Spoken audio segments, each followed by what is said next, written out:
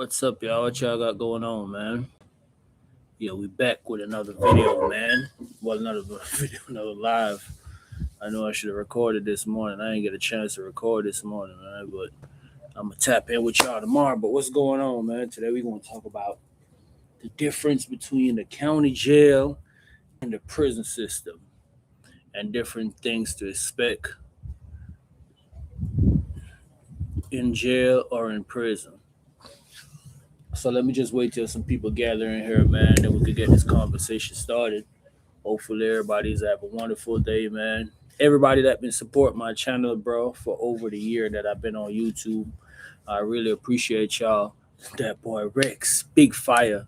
Yeah, there you go, Rex, Auntie, man. I appreciate all y'all that been supporting me, man. Y'all don't know how much, how this journey, bro, this journey over the years been crazy, man. To be honest with you, so I just want to tell y'all, give y'all my appreciation for that, man. And I know a lot of y'all be talking to y'all family members about me. A lot of y'all kids, y'all sisters, brothers be watching me and stuff like that. I really appreciate y'all, man, because a lot of times people don't know that um it's so much love out here in the world, bro. You know, you coming from behind the walls where it's nothing but turmoil and BS going on, and you come out here to the street, and people gonna look down on you when they hear prison associated with your name. And YouTube is one of them places. It's like a safe place, bro. It's a safe place where you could talk to people who they might have had family that went through the same thing, so they could relate to you a little bit, man, and they more understanding. Shout out to South Carolina, Rex, Auntie. um what's the name? Damn, how could I forget your name, bro? Grow with me. Big up yourself, bro. You don't know how going. Time out to put this needed content.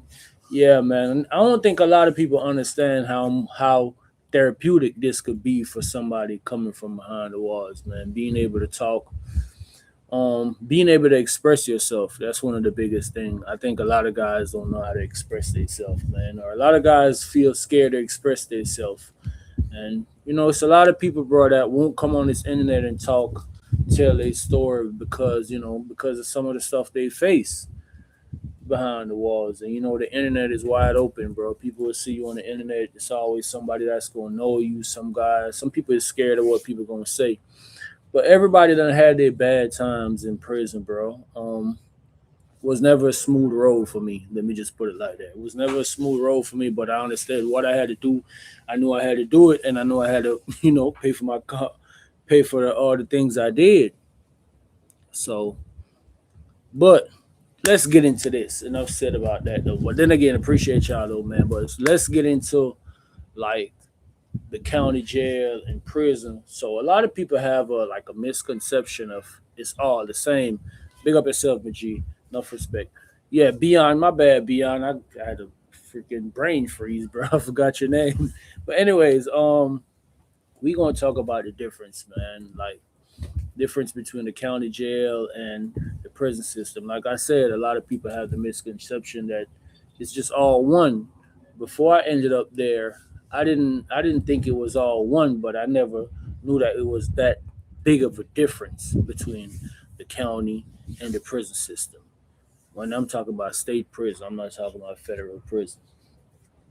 So, like, if y'all got any questions y'all want to put forth, the Cash App pin. All right, let me put it in. My bad.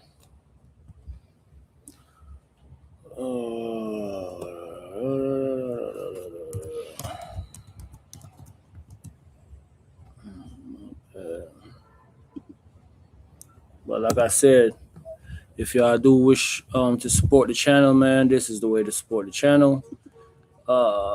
This is the Cash App right here. Then I should have put that behind it. Hold on, real quick. But anyways, that's the Cash App right there. It's pinned. So let's just say, anybody got any questions before I get into the conversation or get into the discussion about the difference between the county jail and the prison system? I know y'all probably have your own questions, but y'all could drop y'all questions, man, before we start just elaborating on the whole thing.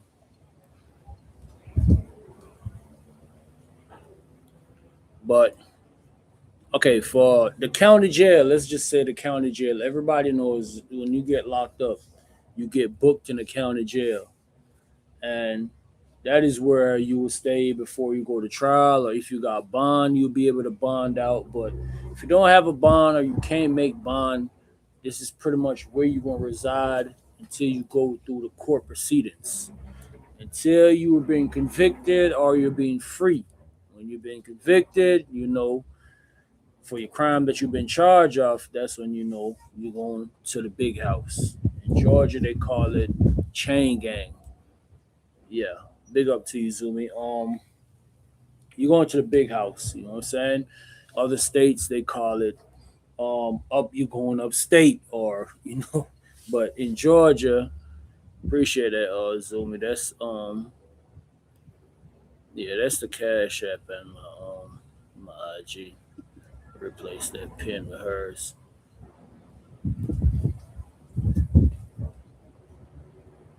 In their case for 2 years. Okay, this is the thing with the county jail, bro. When I was in Clayton County Jail, it was so overcrowded. It was overcrowded to the point where, you know, sometimes it's three people in the room. Sometimes, they talk about the boats, them having the boats in the dorm and stuff or whatever like that. But let's talk about one of the things when you hit the county jail and you go through booking, bro. When you get booked, when you get booked, especially you get booked for the crime that I got booked on, bro. It's like a million things going through your mind.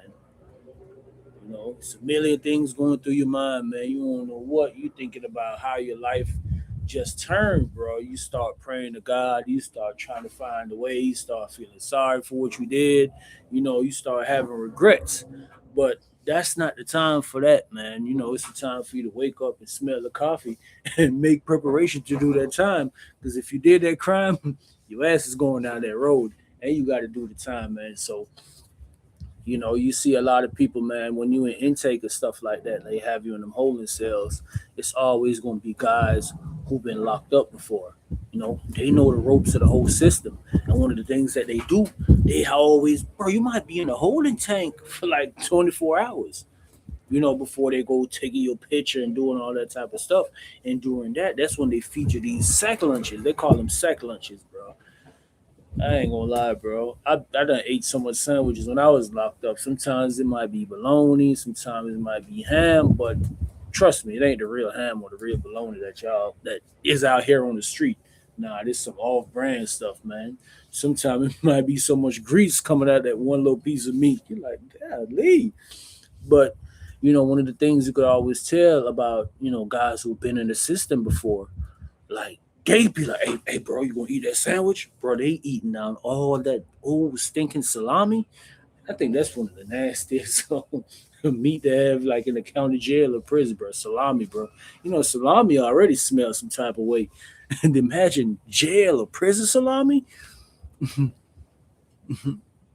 Me know about the set lunches. Never again. Facts, bro. You get a set lunch.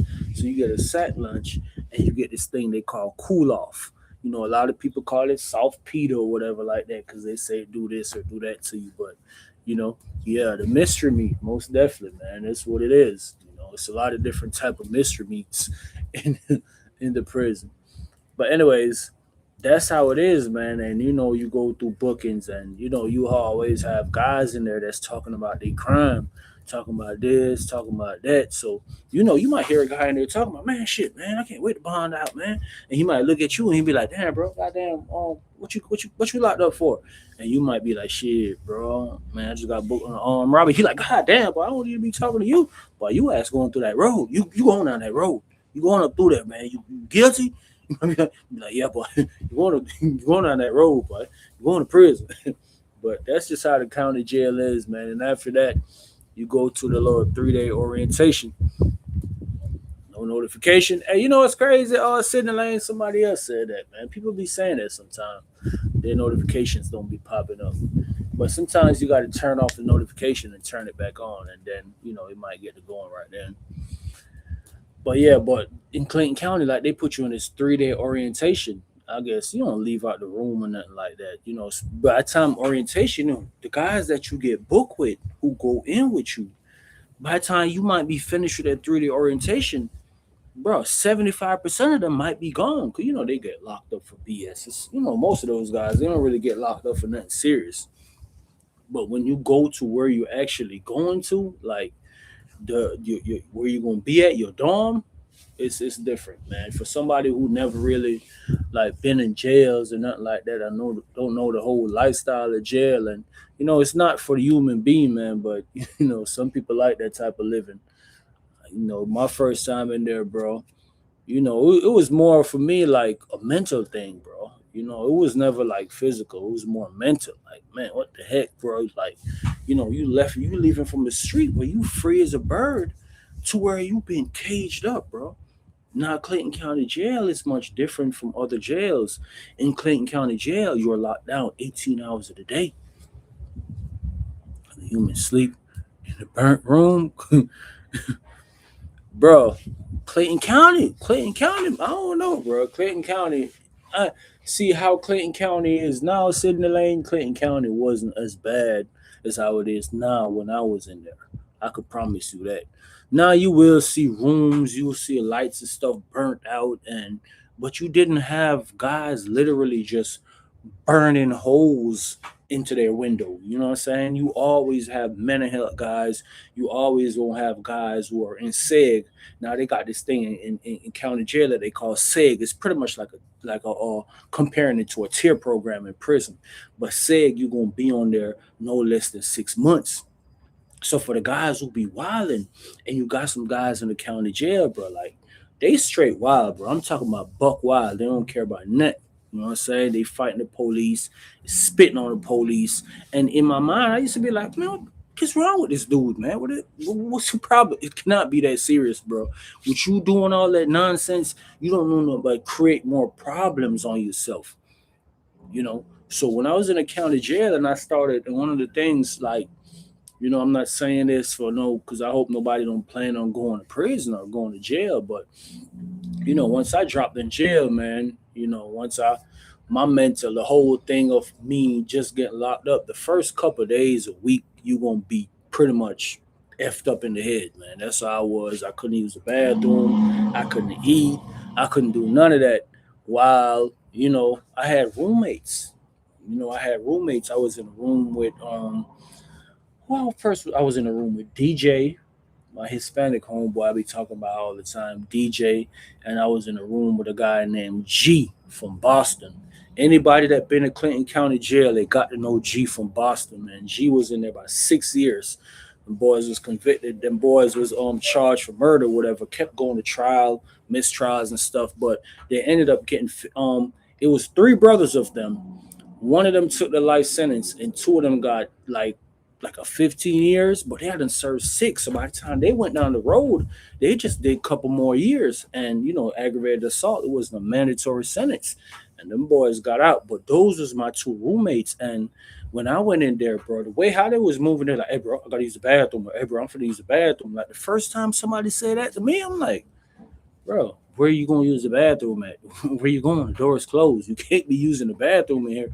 Nigga, like, yeah, nigga, I'm finna take a shit in here. I'm like, no, bro. I'm like, no, not while I'm in here. A nigga went flashing out his blanket. You know what I'm saying? My DJ like, hey, bro, you gotta sit over here, bro. Nigga put the blanket up. I'm like, damn, I ain't got no music, no headphones. I ain't finna trying to sit down and hear another grown man take a crap. But that's pretty much what it is, bro. Those are the little stuff that gonna grind your gears, bro. The little stuff that's the stuff, bro. You be like, man. And then you might want to use the bathroom, but you ain't comfortable like for something like this. So what I did, I wait, bro. And whenever they let us out for free time for 2 hours, and when they let you out for that free time, the officer come right behind and close your door. So it's not a place where you could go in and out, in and out. Not like down the road where you could pop your door open all day, you be in and out. Nah, county jail, you in that room, bro. That's where you at. So I used to stay. If I used to use the bathroom or something, I just stay in a room for that 2 hours. So I get 4 hours out the room that day. Or if you find a cool officer, you be like, hey man, I'm finna use the bathroom. I'm finna hit the button in about 15, 20 minutes because each room got a button. But the officers don't really answer the button, man. I hit the button. They be like, all right, man, or just tell somebody to wave at me at the window and tell me what room. Some officers cool like that. Some officers they be like, boy, once you go back in that room, it's over for you. You ain't coming out. So it's a lot of stuff to learn in the county jail. You gotta adapt to this new lifestyle, bro. It's like you've been taught to live a whole different way. And the biggest part of it is mentally, bro, because we're not used to being cage animals. We commit crime and we know we gotta go to jail or people go to jail, but until you touch a jail cell or you touch a prison yard, you will never know what it is, bro. We could sit down and we could tell you stories all day, but sometimes there's so much little details that we miss. It's so much little stuff that happens in between that could send you over the wall just like that. Now, in the county jail, more like prison, in the county jail, one of the things that I seen that really just tripped me out, like dudes was washing their clothes in the toilet. That's one of the things that send me up. I'm like, bro, the toilet is where wastes go down. Why is you washing your clothes in there? And then that's when dudes is like, man, shit, man, nigga, toilet probably cleaner than your mouth. I was like, heck you mean? Toilet, no way, it's no way possible. Toilet could be cleaner than my mouth. I don't care what you're saying. But he's like, bro, guys will get down on their knees, put their little gloves on, or some guys will just do it in their hand and they'll scrub their toilet, bro. And they'll, in prison, sometimes you might have a mop bucket in the county jail. It's not like prison where you're gonna have a mop bucket in your dorm or something. The sink is only so big. So what guys will do, the toilet just took no, dead serious, auntie. Like guys be literally washing, like I'm talking about soapy water and everything in the toilet, just I'm talking about hand washing. You know what I'm saying? And that's one thing with prison, bro. You gotta learn how to survive. If you don't know how to wash, let me tell you something, bro. I was born and raised in Jamaica, so as far as knowing how to wash with my hands, I always that played me being the way I was raised, bro, culturally and knowing how and been doing certain things, bro. Those was huge for me when I got locked up. Those helped me out survival, bro. Knowing how to survive growing up in Jamaica as a young child, seeing all type of stuff, being doing stuff, those helped me how to survive in the county jail. Seeing washing. And I'm like, bro, I'm not washing. I'm sorry, bro. I'm not washing no clothes in no toilet. But guys will tell you that's what they do. Can't no chemicals, bro. Just the thought of it, bro. They had okay, so like in the county jail, right? So every room got their bathroom, got the little what's the name? You living in the bathroom anyways. But in the middle of the day room, you have an actual toilet and you have like a bigger sink. So some guys just go over there and they'll wash, and I'm like, nah, can't do it, bro. Can't do it. I ain't gonna lie to you. I can't do it, man. I couldn't do that one right there. So you started seeing how guys live. It's like a more savage lifestyle, man. It's a more savage lifestyle, and if you don't know, if you don't know how to do those little things in prison, I used to wash in prison, man. I wash in the sink. If I got to wash one t-shirt at a time or one boxes at a time, that's what you got to wash. And let me tell you something about the county jail. It's super expensive. County jail is super, super expensive, man. Let's go. Uh, Spoon, taking baths, creeks, effects. That's how it is, bro. So the county jail, man, is crazy, bro. It's crazy. It's not for the weak, bro. Cause being in them rooms 18 hours a day, bro, that will literally drive you crazy. So one of the things for me was a lot of reading. I read a lot, bro. Like constant reading to the point where, my time like 2 days, bro. I might be finishing 800 page or 1,000 page book 2 days. I'm in the room like this, late night. I'm up, when they turn the lights off at 11 o'clock. Man, I'm standing at the window trying to get the light from the day room reading. That's one of the things that kept your mind off what your current situation. You got to find something that works for you. And in the county jail, reading was one of them things. It was a big thing in the county jail, man. Your family could send you books and stuff like that. So it was always books in rotation. So you might have a guy come in, he doing 6 months. You might order 10 books when he leave the county jail. He leaving that to somebody. So it's always books circulating. It might be books in other dorm. It might be 4 or 5 part books. That's what it is. Those are one of the favorite pastimes. And then then you have to learn how to deal with different personalities, bro. And it's pretty much like a crash course, bro. Coming from the street, ending up you living in a room with a nigga you don't even know, bro. You living in a room with somebody you don't even know. You don't know him from a can of paint, and this who you got to sleep around every day. So now you got, like I say, now you got to start to learn how to deal with different personalities. Um, how can I put this?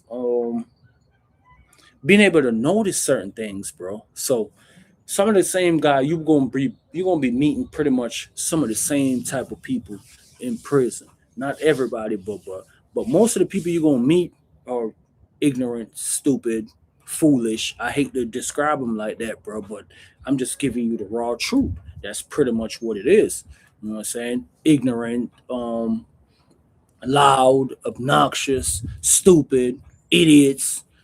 I hate to use those those examples, bro, but I'm trying to give y'all the raw truth about everything, bro, because some of the things that these guys do and they say is really, really despicable. Not to mention they crime.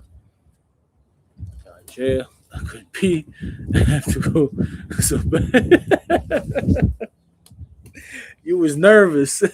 You was nervous, bro. It happened to me, bro. I ain't gonna lie to you, bro, because for some people, bro, like some guys, bro, even first timers, first time going to the county jail, they just adapted to everything. So that's going on in there. It's just like they skip a beat. I'm like, could you just adapt to this so fast? But like I said, man, learning different personalities, and one of the things you got to catch on to real quick is y'all call it, well, people call it chain gang game, or manipulation. You know what I'm saying? Always guys trying to capitalize on things. It's a lot of that going on, bro. It's a lot of people because okay, some people, bro, this is their domain. Like this, they shine in this type of domain. This is their world. You gotta understand, just like how they're high functioning people in prison, but in society they're not high functioning at all, bro. They can't think past going society, but when they're in prison or in a jail type setting, they high functional because they could hit the ground running. They know all the tricks to the trade. They try to finesse, they try to do this, they try to do that. That's how most of these guys, not I ain't gonna say most of them, but the one the one that runs game. This how it is. You got to be hip to the games that's been ran in prison. The game of people instilling fear in you. That's pretty much a game too, bro. Because most of the guys that's instilling fear in guys in prison or in jail, they not built like that. I hate to say it, bro. A guy might be big, he might have tattoos on his face, he might be scary. You might hear his charges or something. Somebody might be tell you, be like, "Hey, what he locked up for, bro? You ain't heard, man? He unalived like 3, 4 people, and so he might use that image and use what the news said about him or people who know him from the street. He like to live. They like to live off reputation. That's the word I'm looking for. A lot of them like to live off their reputation and what they're known for. But with most of them, you could always see through it. You know what I'm saying? Like the tattoos and the angry behavior or the mean mugging, like that never really phased me, bro. You know what I'm saying? I ain't gonna tell you that I wasn't nervous or nothing when I first went into county jail. I was more nervous than anything, bro. I was never scared. You know what I'm saying? Because I always been a survivor, bro. I always been like, I'm the only one that could save me if anything happened. And I know how hard I went for myself, how to the extent that I'll go for myself. So I was never really scared. I was just always smart and try to map out situation the quickest way I could get stuff done and escape without, without repercussions from the jail or the prison or from inmates. You got to be on point, bro. Not just because you could do certain things, meaning that you're gonna do it right then, because that shit could backfire on you so quick. You got to think, bro. You got to think, and you got to think for the guys, bro, around you, because they ain't mentally, they ain't equipped like that, man. I hate to say it, they ain't equipped like that. So one of the things I used to always hear guys say, man, I can't wait to go down the road. I can't wait to go down the road. When I'm in the county jail, I'm picking these guys' brain every chance I get. A tool in the county? Nah, hell nah. I had one tool in the county jail, bro. That nigga Bear, bro. Bear gave that shit to me. Bear bust somebody in the county jail, man. See, what y'all see about Clayton County Jail now, it wasn't like that when I was there, to be honest with y'all, man. Dudes wasn't getting bust like that, or it wasn't like that, bro. So when I see Clayton County Jail, now I'm like, oh, what the heck? I ain't gonna lie now. That was the hit factory. Boy, you got to be hitting. You got to be fighting in the.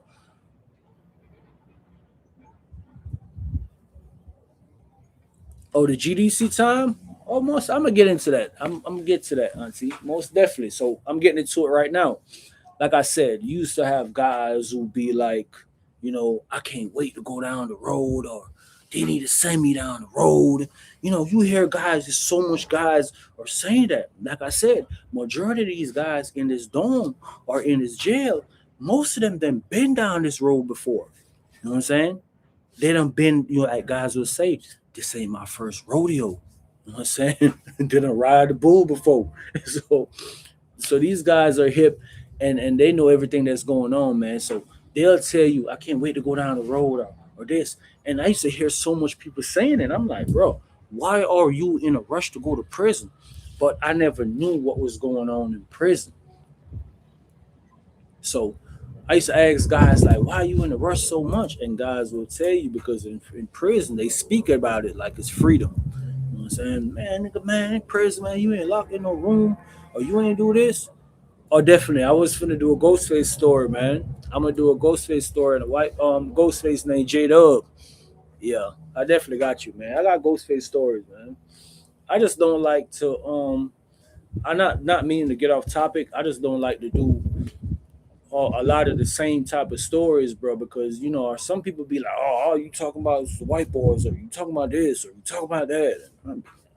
Y'all is just too much sometimes. But let me say this. Okay, so I used to always ask guys like, man, why you want to go to prison so bad? And some guys, they sit down and chop it up with you. Like, I was always a sponge. Sometimes you got to learn how to be a sponge in certain situation. A lot of times you just got to sit there, bro, and soak everything up. You know what I'm saying? You got a filtration system. You know the bullshit from what's good. You know what's common sense from what's, what I'm saying, what's BS. So I pick stuff from here, pick stuff up from here, pick stuff up from here. So while I was in there, bro, I'm processing everything. I'm downloading, I'm processing it. I'm trying to figure it out in my head. I'm asking about gangs. I'm asking about living conditions. I'm asking about tools. I'm asking about everything. Is the best story so far? Oh, for real? You talk about Georgie, Georgie. Everybody know you sell dope, Georgie. I be like, what's up, Unc? I ain't your Unc, man. Shout out to George, man. I hope George doing good though, man. And that's one of the things, bro. Like, I could honestly say, man, y'all don't understand. It's so much good people, bro. And you know, in throughout every bad situation, bro, especially a situation like that, it's so much good that can be done within those situations, bro. On just on a random basis, bro. Random basis, man. Being able to help somebody out, bro. A lot of times I used to see dudes that was hungry, bro. A lot of times I used to see dudes they hungry, and I know that feeling when you hungry and you ain't got nothing to eat, and you walk around the dorm and you just, especially on the weekend when they don't serve lunch, I might have boxes full of food up there. I might just be like, "Hey, bro, what's up?" Man, here go two soups and some cheese puffs, and here go half a summer sausage or a quarter of a summer sausage, and I got some pickles cut up and some jalapenos. So you always, and I'm always this type of person, bro. I'm a genuinely good dude, man. To be honest with you, so I always try to do good, bro, and encourage people the best way I can, bro. Top tier story for sure, most definitely, man. See, I always was drawn to old heads. So, y'all see, I have a lot of old head stories, bro. I used to kick it with a lot of old heads in the dorms, from the county jail to the prisons, bro. Because, like I said, in a lot of situations, you could never learn, bro. What's the best teacher? Experience is the best teacher, bro. And a lot of these guys, they had the experience, So, like I said, I was a sponge in a lot of situations. I soak up the data I needed to soak up. Chargers came back to haunt them was fire. Yeah, fact. Hey, y'all don't like that J Money story, bro? That J Money story, man. Guess what, bro? A lot of times, um, I got another story to do on J Money too. What's up, everybody? What's up? What's up? What's up? What's up? But like I said, being a sponge in situations. So a lot of things that I encountered when I first hit prison. What's up? Shout out to you, man. Much love. A lot of things that I encountered when I first hit prison. Okay, so okay, let's go through. I was just talking about the county jail. So a lot of y'all probably heard a lot of the same stuff during the Jackson video. So now, after you get your time in the county jail, you go through the court system. That's a whole nother thing by itself. The court system is crazy, bro. Going to court all the time. You going to sometimes you be going on dry runs, and one of the hardest things for me, bro, was being able to stand in front of that judge and be like, I'm gonna accept this plea because I ain't want them to hit me across the head. I go to trial and I lose. The maximum, the max time for armed robbery is 25 years. I knew I was guilty, bro. You get what I'm saying? I just wanted them to come. They started off with a dub and they started, you know what I'm saying? As the months go by and they try to get me to cop out to 15, I'm like, no, I can't do that. They went to 12. And I remember I told them, man, and I told the judge, bro. I asked the lady, bro. At one point, I said, "Man, could I speak, ma'am?" And she was like, "Yeah." I said, "Ma'am, y'all come down to 10. If the prosecutor come down to 10 years, I sign it." And she said she gonna talk to him. And guess what? They came down to that 10, bro, and I signed it. And I remember in the courtroom, bro. That's probably one of the things I probably never forget because if just the whole feeling of your whole body, like how energy, everything just leaving from your body. Yo, what's going on, Bill? Oh, damn, I gotta holler at you too, bro. We got them playing phone tag last night. We were playing phone tag. But yeah, I ain't got nothing going on, man. I'm talking about this county jail, difference between county jails and prisons and stuff. But yeah, man. So after I got my time, I just pretty much knew this is what it was down the road. Usually at that time in the county jail, when you get your time, 2, 3 months after you going down the road. Mind you, they saying everything down the road is backed up. Everything down the road backed up. Everything down the road backed up. And I remember when I first went to Jackson, going through all the process in Jackson from them, shaving your head off and doing all that shit. What happened? Man, come on with all that shit. This nigga here, bro. Ain't no way, bro. But anyways, this nigga talk about I'm listening too. But anyways, though, so you go through all this stuff at Jackson, bro. All this humiliation stuff. Jackson is pretty much the place that the system breaks you down, bro. When I say breaks you down, everybody know what institutions they'll break you down, bro. Just like the military. When you go to the military, they break you all the way down and they build you and mold you how they want to mold you. And that's pretty much what Jackson do to you. They letting you know like this is our ground. All that stuff you had going on, this is our domain. We run this. That's pretty much what it is, bro. They shave your head off, they humiliate you, they put you to stand in a room with 50 other grown men, butt naked, nuts to butts. That's the type of stuff that they do, bro. They literally break you all the way down. And if you don't understand that and can't grasp that, bro, you gotta be able to see what's going on. Was getting taper fade. Ain't no way. Come on, Bill. It's about a taper fade. Yeah, but just like how y'all go through basic training, bro. This is one of the things that I always kind of understood what was going on. You know what I'm saying? Whenever you're in a situation, whenever you understand the situation and what is taking place, it's always better for you, bro, as far as moving forward in that situation. And like I said, going to Jackson, bro, and seeing how much different it was from the county jail, just being in a bigger space. The whole thing, all of this happened so fast. Imagine you're in a county jail. You've never been outside in 18 months. You probably, the only time you see the sun is probably, you don't see the sun because all the windows that in the room, they're like sandblasted. So you can't really see nothing. If you go to the little yard, you might could climb up somewhere and peek over somewhere and see the sun or something. That's the only time. So, that whole ride, everything that happened within this time from you leaving the county jail at night, going down the road, going to Jackson, where it's all the county jails in Georgia pulling up with inmates to go to prison. So now it's like you going to this big old place, bro. So everything is just new to you. Your eyes like this, mind you. You've been in a room setting. You've been locked down for 18 months. So you all over the place. Your eyes is all over the place. Your mind is all over the place. Why you got to deal with the actuality of what's actually taking place during this moment. So when you go to Jackson, bro, and I tell y'all, Jackson is the big house. Jackson, especially if you're going to the cell houses, this is where it looked like the old prison movie, bro. You see them old bars, some of them stripped off, painting, place ain't painted good. You see all these guys with these crazy tattoos. You know what I'm saying? That's one of the things that will catch your eyes too, bro. I started seeing people with, bro. I don't understand. I probably got to do a series on the craziest tattoos I seen in prison. What's good, Ed? Bro, you start seeing crazy madness to the point I'm like, bro, is your brain functioning right? Like, what do you have in your face? Sometimes you see guys with just big blocks of ink. Now I know what those was. I used to see one guy, bro. He had a big old thing, block of ink, just a big square thing. I'm like, why would you get it?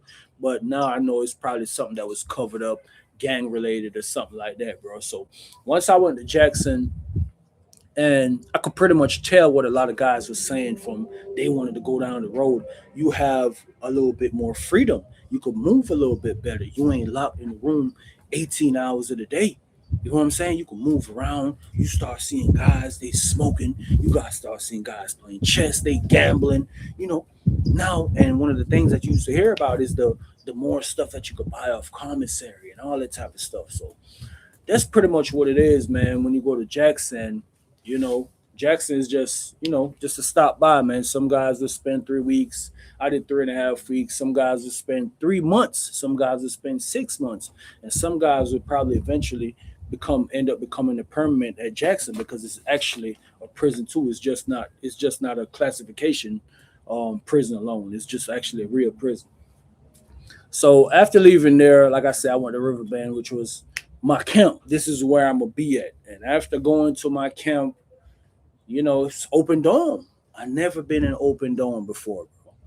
Going in these dorms, this you gotta adapt to something else again. Mind you, I tell you, I leave from the county jail, room settings.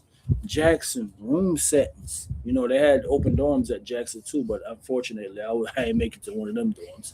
I always end up with the shitty end of the stick. So go down there, it's open dorm now, and you see what's going on. I'm like, okay, cool. But with all the things that I seen in Jackson, the 3.5 weeks I was in Jackson, I seen so much violence in Jackson, bro, to the point where, paranoia start kicking in. Because at any given time, all this stuff that you've been seeing played out. One of the things that I seen in Jackson that really effed me up the most, bro, when they threw that white dude over the rail. They threw him over the rail, man. The man head landed. Man head slammed on the concrete like a coconut busted. That sound will never leave my mind. I swear, bro. It will never. So seeing stuff like that and seeing all the other situations in Jackson, bro, and I'm like, oh man, this ain't, this gonna be bad.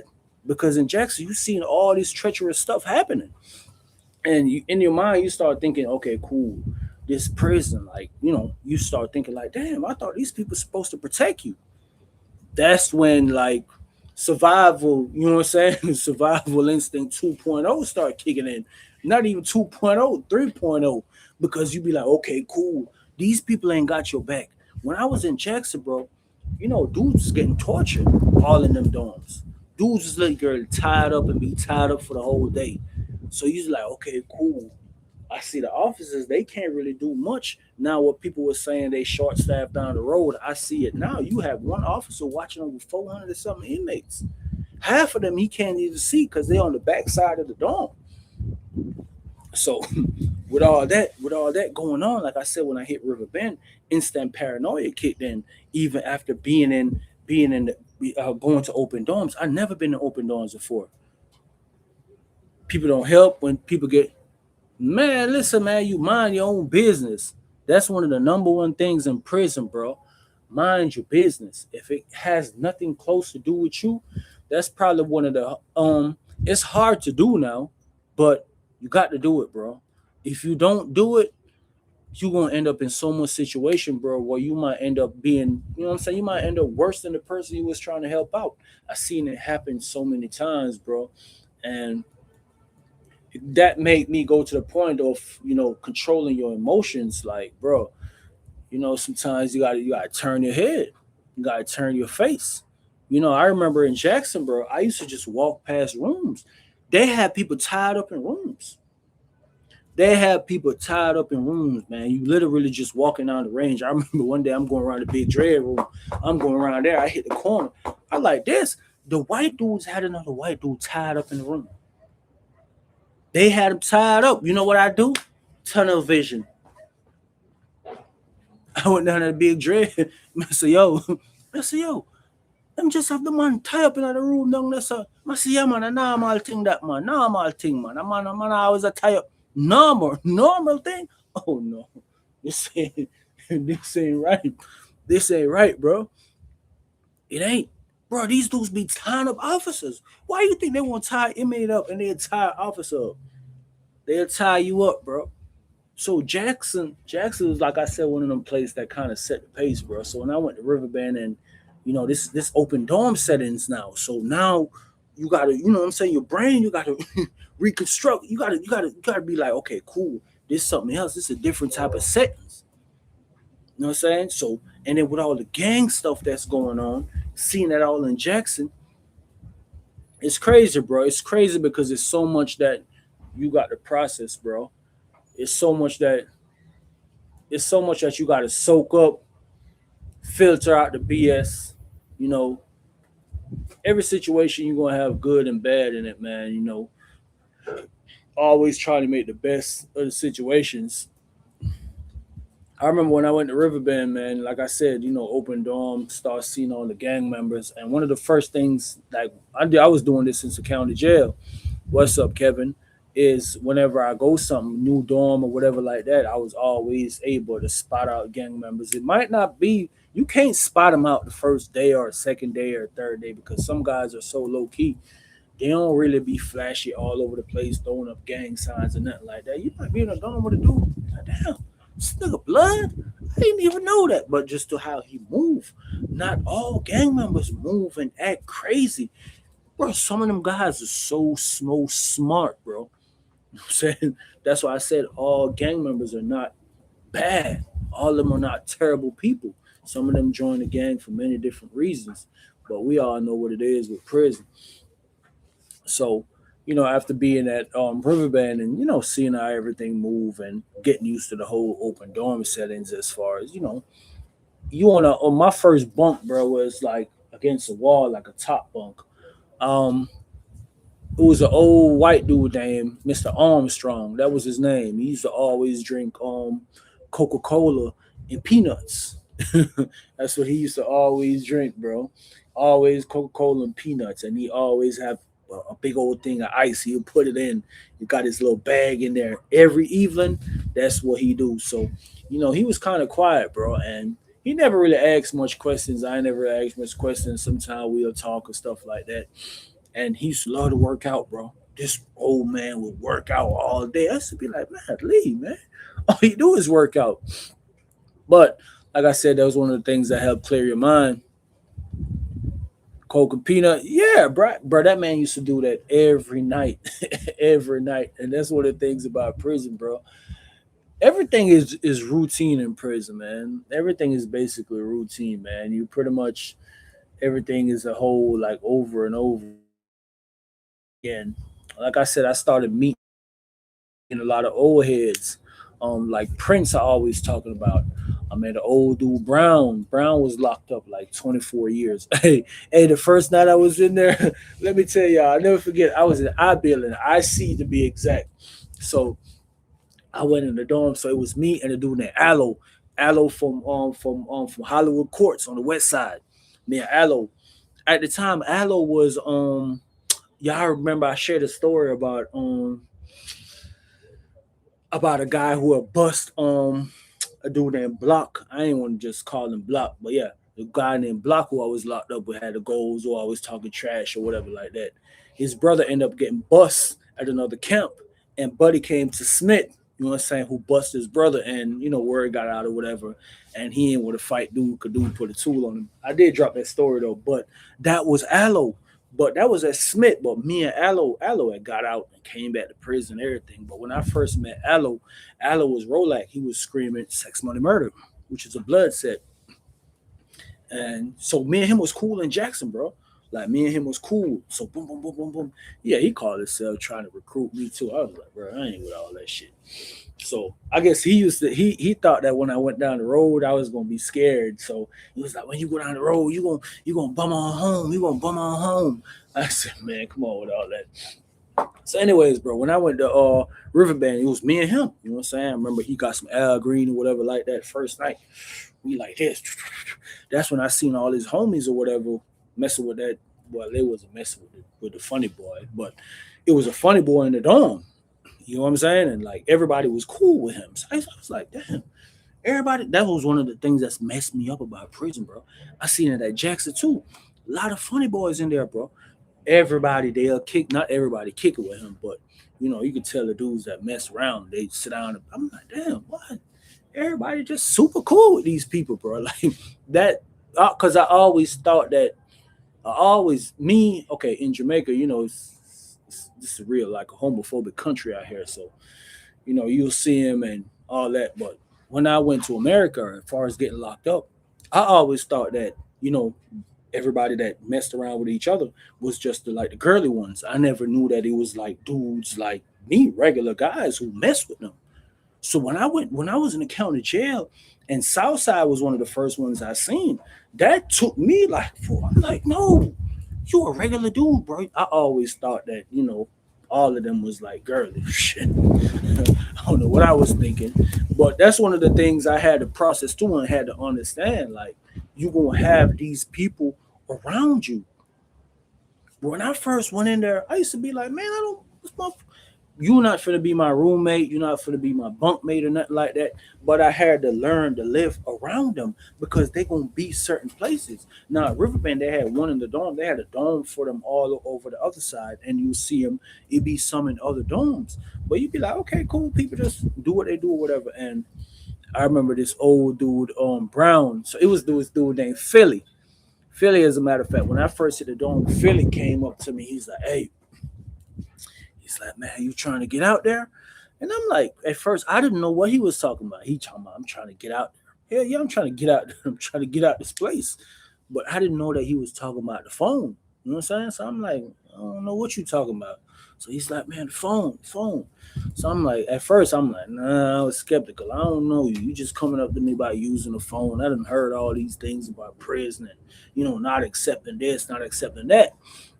Boom. Here comes this other dude named Brown. Never forget. Brown was the one that used to cook the buck up. Remember I shared that 4th of July story? How they be cooking the big old bins of the prison wine? Brown used to do that. So Brown came, he's like, hey man, you hungry? You want a cup of soup or something? You know what I'm saying? So I'm like, oh, nah, I'm straight, bro. I'm straight. And I remember Brown said it. He's like, man, he said, man, I know you done heard. He asked me, he's like, man, this you just come down the road? I'm like, yeah.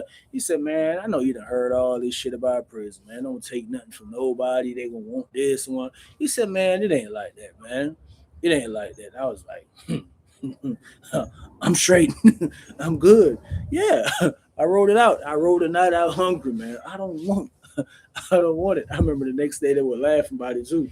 They was like, oh, he was telling one of the dudes, he was like, man, I tried to offer this dude something last night because I see he ain't had nothing.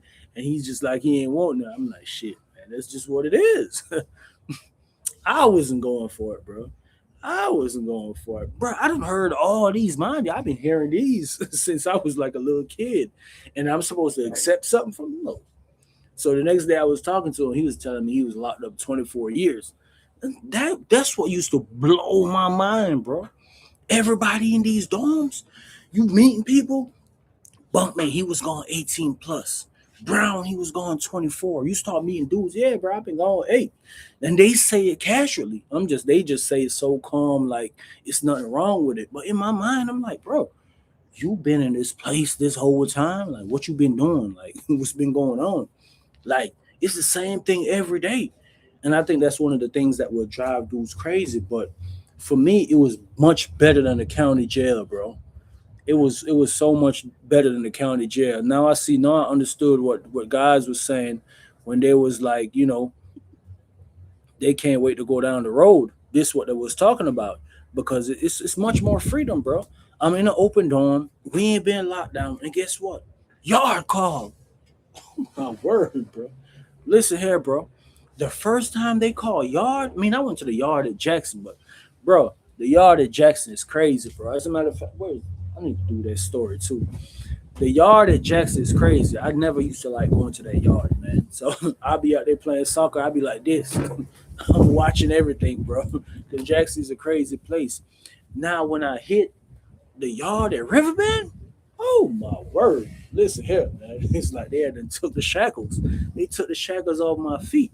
It's like they let a cheat out the cage. When they go to release them them animals back in the wild.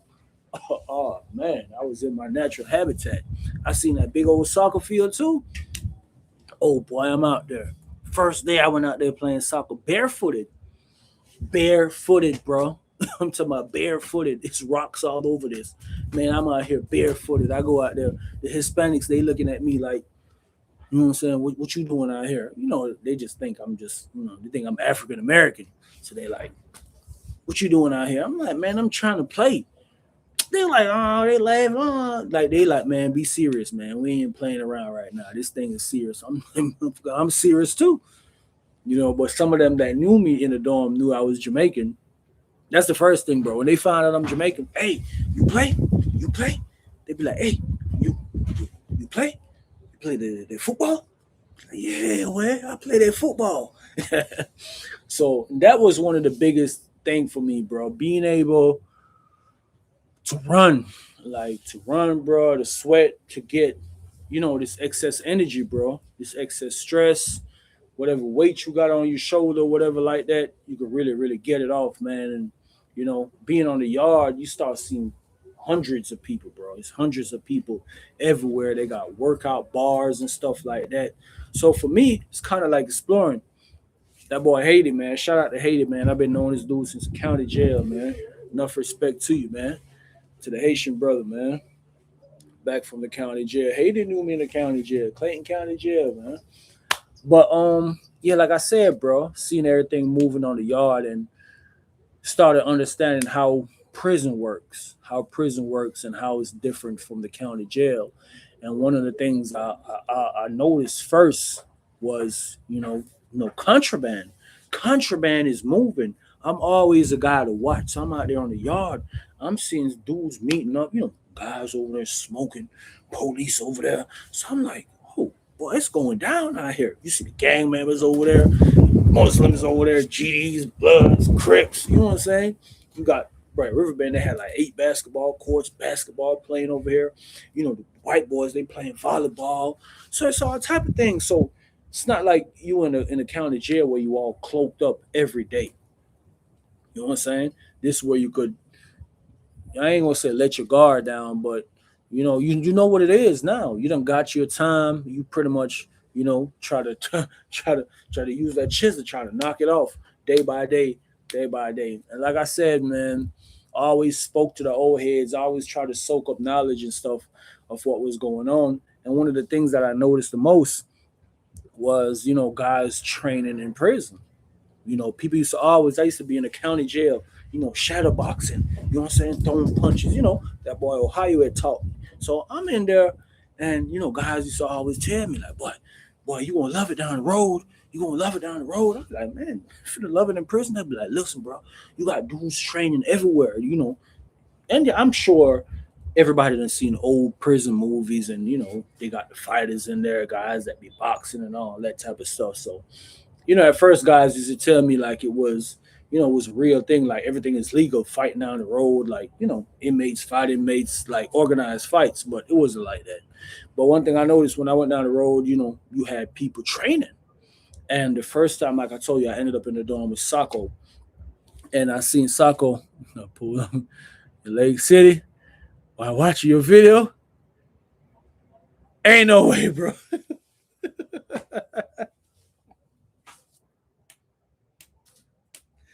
That's hot, bro. That's tight. That's tight, bro. Ain't no way, bro. Jamaica saved the day, man. Hey, man. That's crazy, bro. That's why right there, Haiti. That just made me feel so much better, bro. I ain't gonna lie to you. That made me feel good, bro. That's fire right there, bro. That's fire. That's fire, bro. That's fire, bro. Damn, bro. That's fire. I ain't gonna lie. That's crazy. Yeah, that's fire, bro. That's fire, man. I got tickets in Lake City, man. Remember I shared that story about I got them two tickets in one day in Lake City, man. In Fairburn. That's what's up, bro. I appreciate everybody though, man. For real, man. Everybody that stuck with me through the journey. But yeah, like I said, now with prison, bro, you start seeing dudes fighting. I'm in the dome, I had met Sako. So I remember one day I seen him over there. They got shower shoes, in prison. You got to buy shower shoes.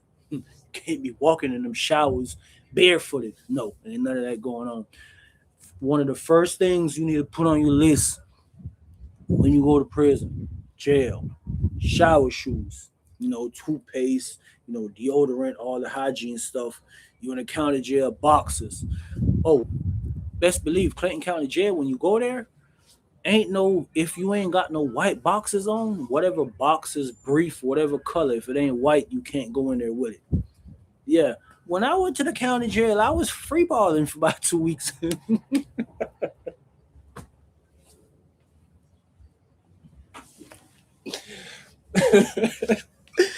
I gotta laugh about this stuff now, man. Listen, bro. When you get to the count, bro, everybody when they get to the county jail, it's free balling. Everybody in there free balling, bro.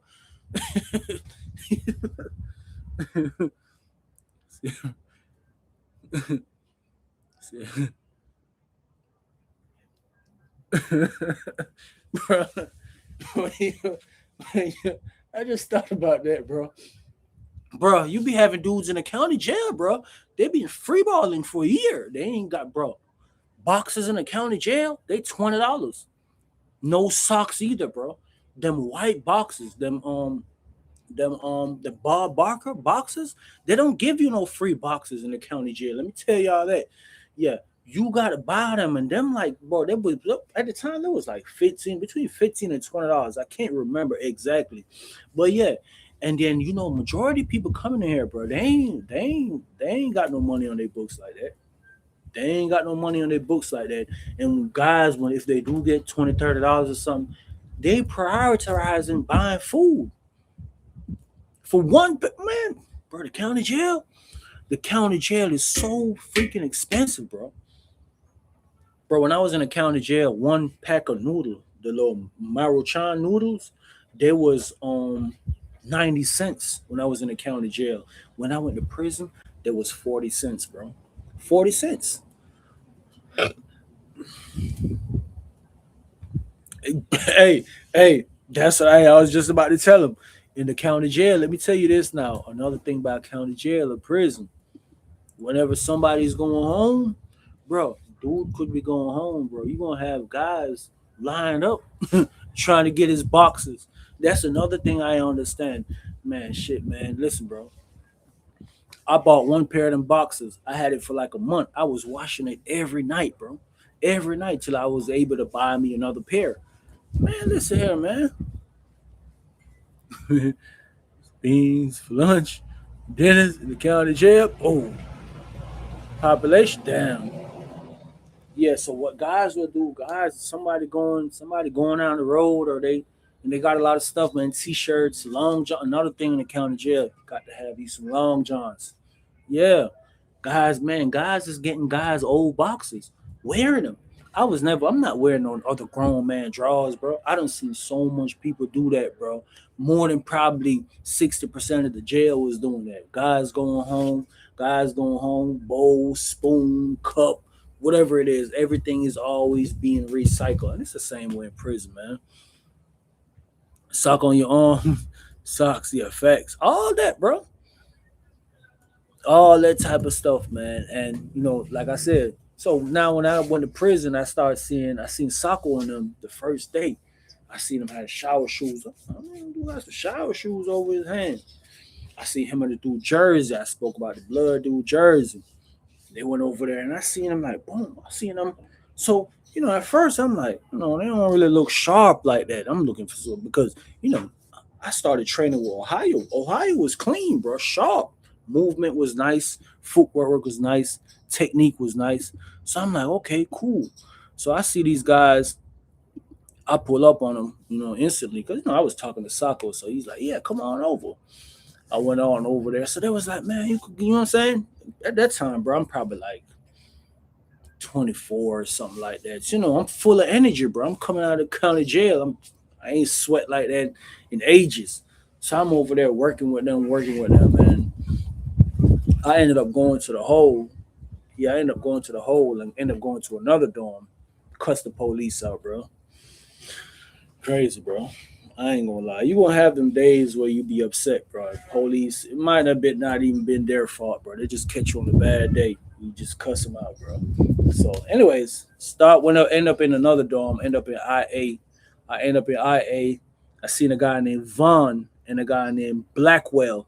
Blackwell was a Hispanic, a calisthenic beast, a calisthenic monster. The man could stand up on his rail right here, foot straight up in the air, ASAP. I'm talking about not even with no energy. He just boom, bring his body up slowly. I used to see him working out in the dorm. I used to be like, what the heck?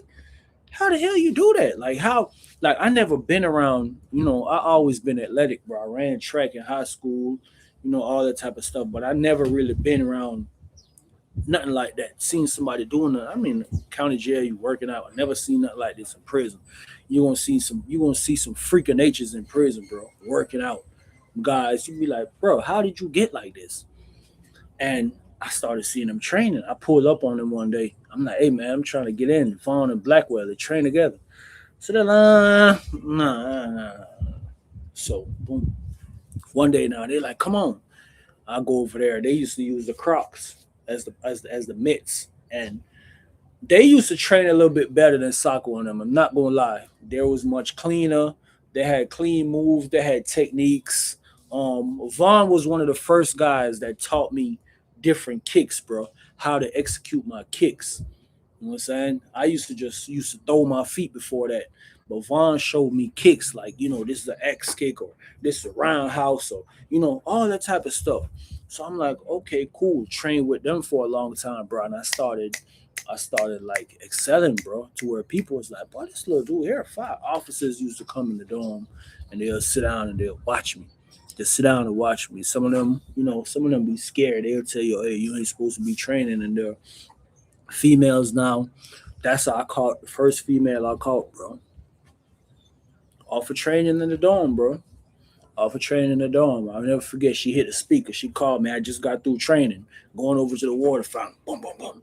So at the front of the dorm, they have like speakers. So the officer they could hit it and you hear it go.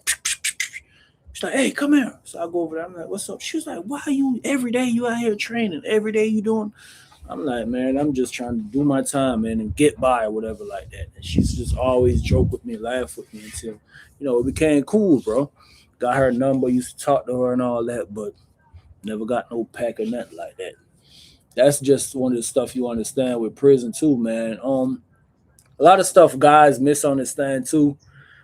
A lot of time, females in there, bro, they're being generously nice.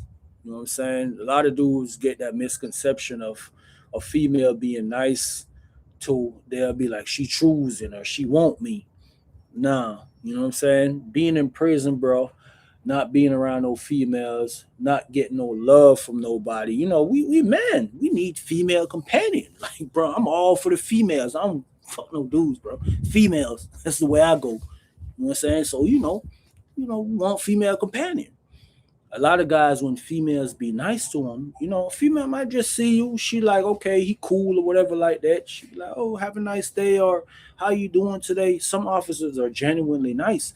A lot of dudes, they take that the wrong way. Oh boy, she choosing. I don't seen so much situations like this. Boy, she choosing, and next thing you know, some of them they go out there, go pull out their tilly willy, or they go out there try to slide the officer a number and get slammed out. Not because the person is nice to you, meaning that they want you. Then again, a lot of these guys in these systems, they're not used to nobody being nice. You know what I'm saying? You got to understand that majority of the guys that you're around in prison, these guys been through a lot, like mentally, physically. You know what I'm saying? A lot of them never been loved, never had no family. Like this, the route that they've been on all their life.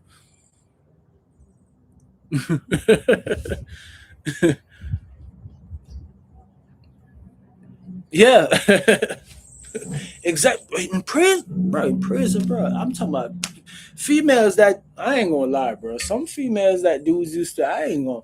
I always had standards though, bro. But some guys, this just the game in prison, and then females. Okay, so you have females, and you got 1,500 guys on camp. I'm not saying that you ain't gonna see nobody you like, but some females, they have the ability to control themselves. Some of them can't control themselves, bro. When I went to Riverbend, bro, you had females down there selling cat. Yeah, they're selling it.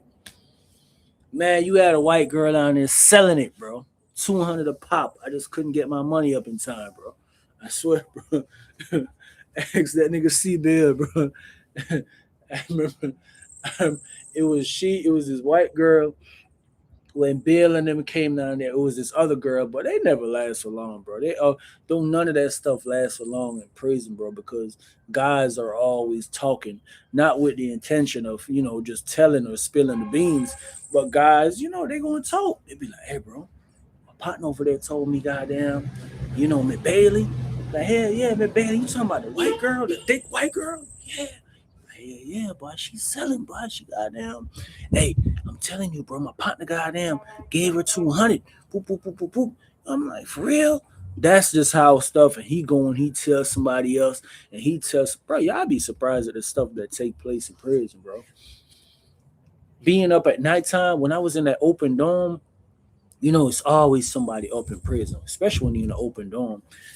The whole dorm ain't never sleep. It's always somebody up. I don't care what you think, you're the only one. It's always somebody watching. It's always somebody listening. So sometimes you'll be up in the nighttime, lay back on the bunk. Especially when I was in my bunk was against the wall. I used to be up there and I could see the whole booth outside, bro. A lot of times, 1 o'clock, 1:30 in the morning, you see dude coming out from another dorm. Next, him and the officer walk down there. They walk down the hallway. You be like, you know what it is, bro. You know what I'm saying? Bro, goddamn, they went to the mop closet or they went out there to barber shop. Nah, I ain't get my money up in time, bro. Nah, I ain't never bought none, man. I ain't never bought none. But like I said, you see all type of stuff, bro. Sometimes, it ain't meant for you to see. But it's only so much. It's only so much places they could go. So much places they could hide. All that type of stuff, bro. I done seen a lot of stuff in prison, bro. Guys, kissing females. Ever rode a dirt bike? Hell nah, bro. Hell nah, bro. I was strict to Al Green, bro. Me, man, crazy, man. If I used to smoke too much back in there, I lose my mind, bro. I ain't got this stuff. I can't tolerate nothing else, bro. I'll be one of them ones wigging. You probably see me running. You know what I'm saying? Bro, I appear to be one of them guys that wig. You see that story I share how I wigged out? Bro, the man was just using the ID to separate. It's the same ID he used to separate the ganja. It was the same ID. If you haven't seen that story, check it out, bro. Hey, I can't do nothing. I can't do none of that stuff, bro. I ain't gonna lie to you. I'm the type of person like this, bro. I'm not stupid. If I see that something is causing people to do this or do that, man, my mind is not built that tough, bro. I swear, bro. I know it. I'm not even gonna question it if I could do it. All right, yeah, I'm not gonna question it, bro. Off the fumes of the dirt bike. That's just to tell you, bro. Even when I was on the street, when I was on the street in Atlanta, bro, guys was popping pills like beans, X pills. I could never do that, bro. I had homeboys. They used to pop pills. I be man, like, I always be the sober. I always be the one to drive and all that. I'm not doing none of it. I'm scared of air, all of that. And I'm not stupid, bro. If I see something is doing something to everybody, like it's effing everybody up, everybody, their body deteriorating, their life going down the drain, nothing not working out for them. This is destruction. The dirt bike is straight destruction. Yeah, I still got family in the A, man. I got brothers, sisters, stepmom. Yeah, yeah. Oh, bro, I'm always genuinely scared. You know what I'm saying? Oh, bro, I tell you, bro, I always not stupid, bro. So when I see this doing all this stuff to guys in prison, I'm like, bro, no, no. Some guys will get tricked. Some guys will get finesse. One of the biggest things, bro, with that stuff in prison, guys, peer pressure. Peer pressure, bro. Peer pressure, peer pressure. A lot of guys do it because they feel left out. A lot of guys do it because, they feel like they could escape time, bro. Everybody know when you get high, girl, had you try X? Oh hell no, I ain't doing that. But a lot of guys, man, when stuff happened, man. Damn, I forgot where I was. Where I was. Oh, you ain't even. Oh, Al Green. I used to mess with Al Green in there, bro. At times, I used to be paranoid and stuff, but for the most part, I'd be good. I had stopped messing with Al Green in there because a lot of times these guys start spraying stuff on there. They start spraying stuff, and one of the things that was doing is a story that I want to share. How guys are done wigged out, on the Al Green because some of these guys that was liquefying the dirt bike and spraying it on the Al Green or however they was putting it on there because everybody want to have the most potent, strongest stuff so they could sell it off when they come in there. But guys was just doing too much to the Al Green, bro. They was putting stuff on it to mask the smell. So a lot of times when I was at Reedsville, I'm getting Al Green, bro. You like it smell like you smoking laundry detergent, bro. It's like you know what I'm saying? Like baby powder. You like, man, what is this? You know what I'm saying, bro? It's chemicals. Chemicals are not meant to be mixed with each other, bro. You know what I'm saying? It's not meant for that, man. Yeah, chemicals are not meant for that, man. So the thing with that, bro. I'm not like I said. I'm not gonna see something causing destruction to others, bro, and decide I want to go hop on the bandwagon and try it. And back to what I was saying. This is what I was saying. Peer pressure, bro. A lot of guys get peer pressured into trying that stuff because in prison, it's different age groups, right? So with different age groups, um, nah, bro. I mean, I used to time, but nah. So like I said, peer pressure. A lot of guys will age groups. You have young, different age groups. A lot of guys tend to hang out with each other in their age group. So younger guys, especially, I'm just gonna say this, guys from the city, they thought they was on their rock star stuff they had that era when they was on their rock star stuff, bro. 2015, 2014, 2015, 2016. They living life. They're a rock star. They in prison. They cutting up the foot of their pants. They cut slits in their pants. They get they shirt took it in for it to be tight right here. You know what I'm saying? Tattoos. Some of them got dermos in here. So they think they're living a rock star life, and they'll get high.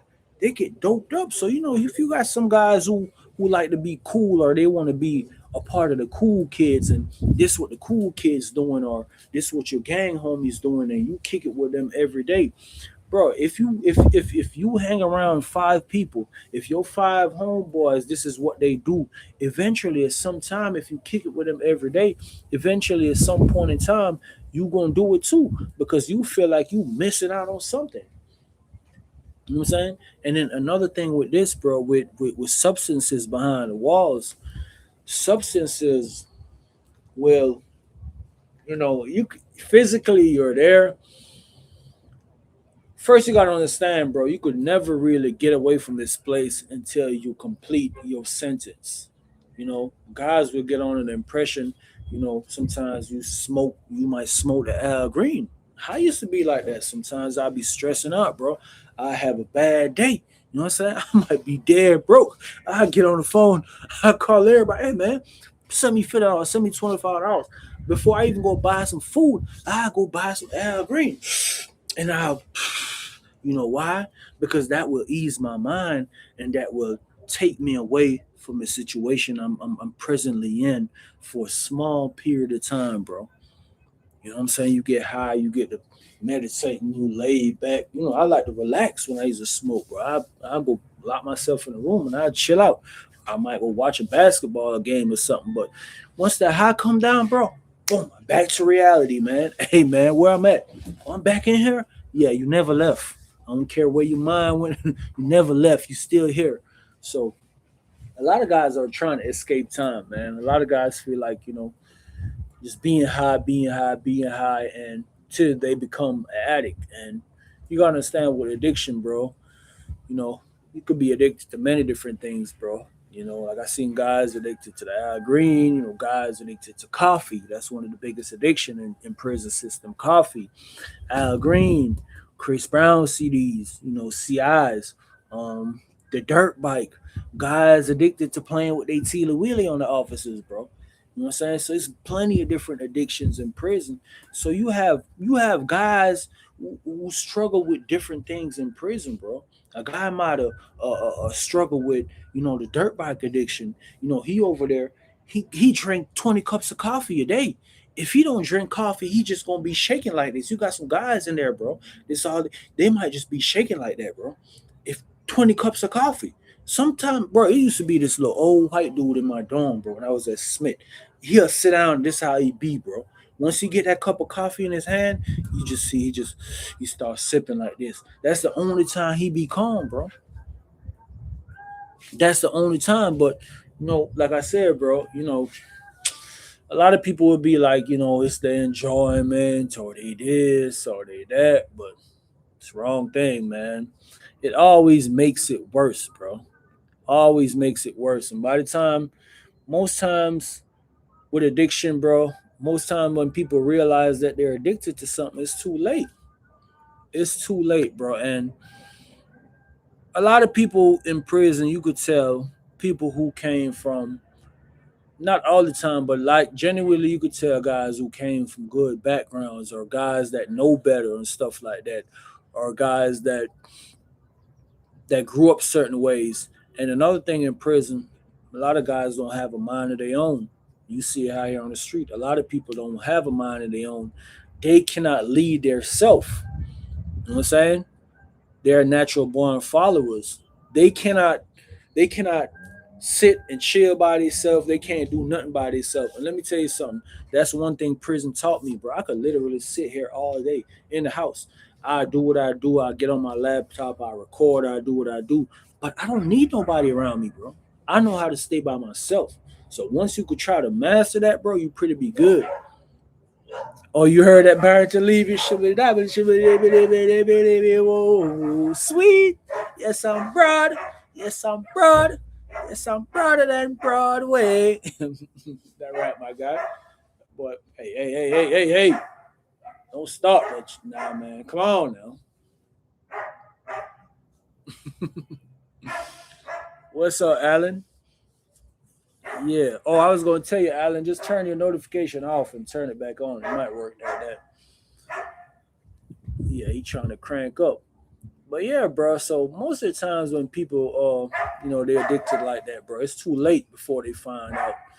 Then they off the wall, bro. They off the wall.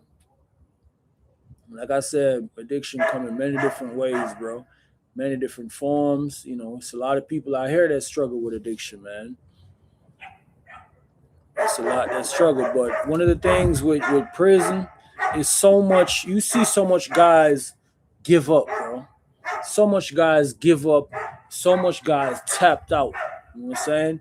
They tapped out physically and they tapped out mentally, bro. They didn't gave up. They didn't succumb to the system. The system got them in a chokehold.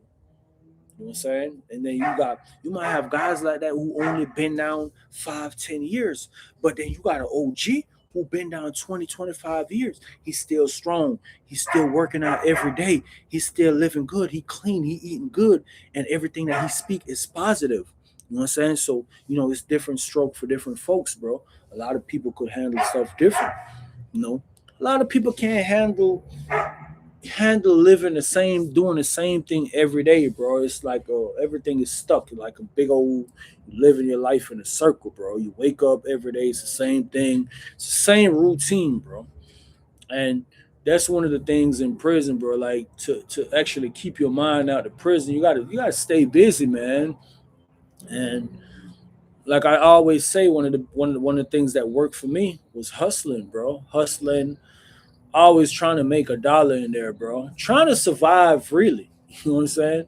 Trying to survive, bro. To be constantly having something on your mind, like, okay, bro, owe me $25 right here. He owe me $100 over there. Or, oh, bro, just got some Al Green in. I'm finna go buy me a seven or buy me an ounce. So I always got something on my mind instead of me sitting down every day at the TV and prison constantly, boom, boom, boom, boom, beating me up. You know what I'm saying? Bro, you can't let the time do you. You got to do the time, man. You got to do the time, bro. You can't anytime the time start doing you, it's gonna start showing on you. It's gonna start wearing you down. And it done happened to me before, bro. It done happened, but you gotta learn how to snap out of it, bro. You will get into these state of depression, bro. And it happens to me out here sometimes, bro. I still get into a state of depression, bro, where you just get sad. You don't feel like doing nothing. You ain't motivated to work. You ain't motivated to do nothing. You don't want to work out. No, nothing like that, bro. And you just got to tell yourself you got to get up. Nobody gonna do it for you, man. Got to get up and get it done. Chris, what's up, my guy? What you got going on? Salute to you, my guy. Get my phone.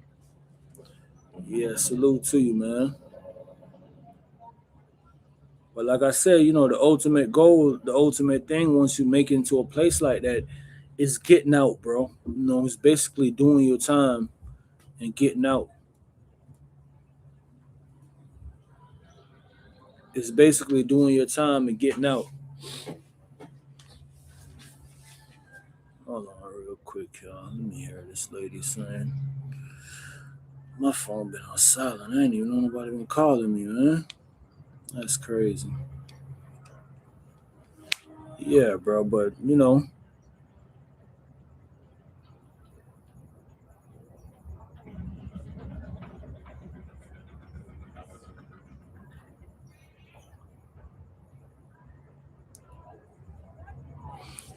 yeah, depression is real. Mental health is definitely real, bro. To be honest with you, you gotta protect that, bro. Anything that's causing problems to your mental, you gotta cut it off. Give me 1 second, y'all. Let me try to see.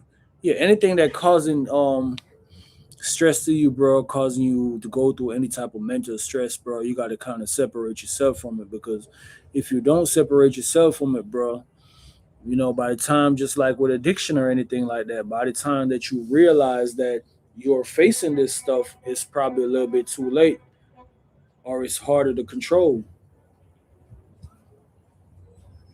it's probably a little bit too late and it's hard to control. And a lot of things that with us, bro, especially men, it happened with females too. We think that, because we're a man, we won't go through certain things, or we too big, or we too macho for certain things. Nah, bro. Especially when it comes something to do with your mind and your well being. Nah, bro. Don't ever think that, bro. It could happen to anybody, bro. Oh no, man. Depression, man. What I'm gonna be depressed about? What I'm gonna be sad about? But you probably living a sad ass life. You know what I'm saying? You just never picked it up. You probably never been diagnosed. It's so much of us, bro, walking around with so much depression, anxiety problems, and stuff like that. And because we never got it diagnosed, we don't feel like we have that problem. You know what I'm saying? And the biggest thing, but being able to fix anything, bro, is just to realize that you have a problem, bro. That's the first step in being able to go out and get anything done as far as fixing that. But that's just how it is, man. Like I said, a lot of my stuff, bro, pretty much, I hate to say it, came from prison. That's where it came from. But like I said, this is a good source and a good channel for me to get a lot of this stuff out of me. Or, sometimes you might talk to your homeboys or stuff that been in the same situation.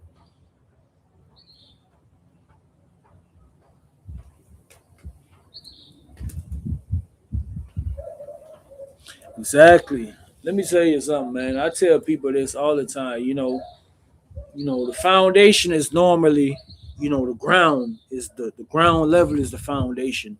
But the foundation for us, bro, as human beings, it starts up here. You know what I'm saying? The foundation for a house is probably dug into the ground and, cemented into the ground, and you got to build from the ground up. But with human beings, bro, it starts from up here. If you ain't got this up here, bro, you can't even move. You can't take a step. Before we take a step, this is where everything goes on in your brain. So you got to have that in check. You know what I'm saying? So in order for you to be like, okay, cool, I'm gonna walk out there, boom, take that. Yeah, you got to keep that in check, man. Yeah, like you said, bro, you got to stay strong, bro. And a lot of people focus on just physical strength, which is not all, man. You got to exercise your mind, man. Exercise your brain. What's that word, child? Damn.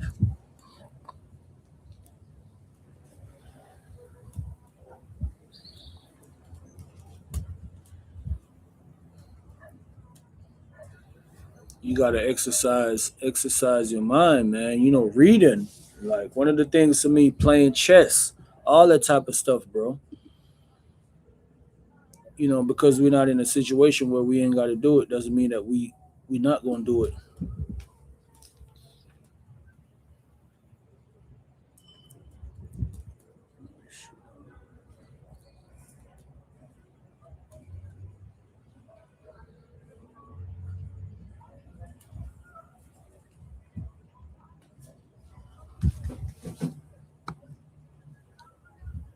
It's going everything good, man. Just chilling, man. Yeah, chopping it up. Was talking about the differences between the county jail. So anybody got any questions or anything they want to talk about as far as between the county jail and prison? I was talking about the differences between them, man. How much prisons is different from county jails, and things that you're gonna expect in the county jail versus the prison. Oh, let me touch on this. The Let's say violence in the county jail. When I was in Clayton County Jail, fights, fights, fights, fights, fights. Everybody's got this built up anger, bro. Yeah, I'd rather be in prison too. It's a little bit. I hate to say it.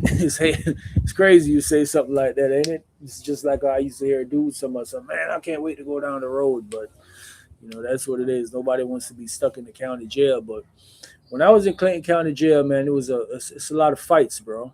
It was a lot of fights.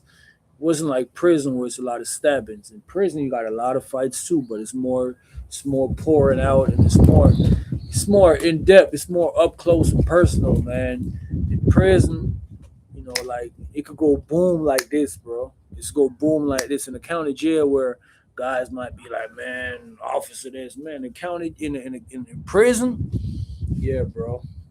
This prison wants to go boom, man. But in Clinton County Jail, man, it was a lot of fighting, bro. That was one of the things to me when I went in there. I was like, oh shit, bro, this is too much. I gotta learn how to fight. Y'all ain't finna be whooping my ass the whole time. Y'all ain't finna be talking to me crazy. Man, please, man, guys be talking to guys crazy, bro. Talking to them crazy. Imagine another grown man just want to smack you, just want to see you in a boy,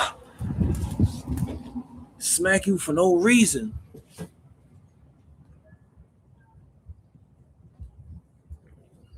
Lose their life in prison or in jail. I mean, I ain't just seen a lot of people die now. I mean, people died around, but it was always never around me. You know what I'm saying? But like I see guys will get beat up, bro. Guys will get poured out for all type of stupid stuff, bro. Guys, TV, you know what I'm saying? Food, soups, gambling debts and stuff like that. Especially messing around with substance, bro. One of the biggest thing, like I said, owing people money, bro. I'm saying that's one of the quickest ways to get you messed up in prison, bro. Owing people money, and that's what I was talking about with addiction. Usually, when you face addiction behind prison, man, you gonna you gonna go down into a slump. I'm telling you that. Mm-hmm.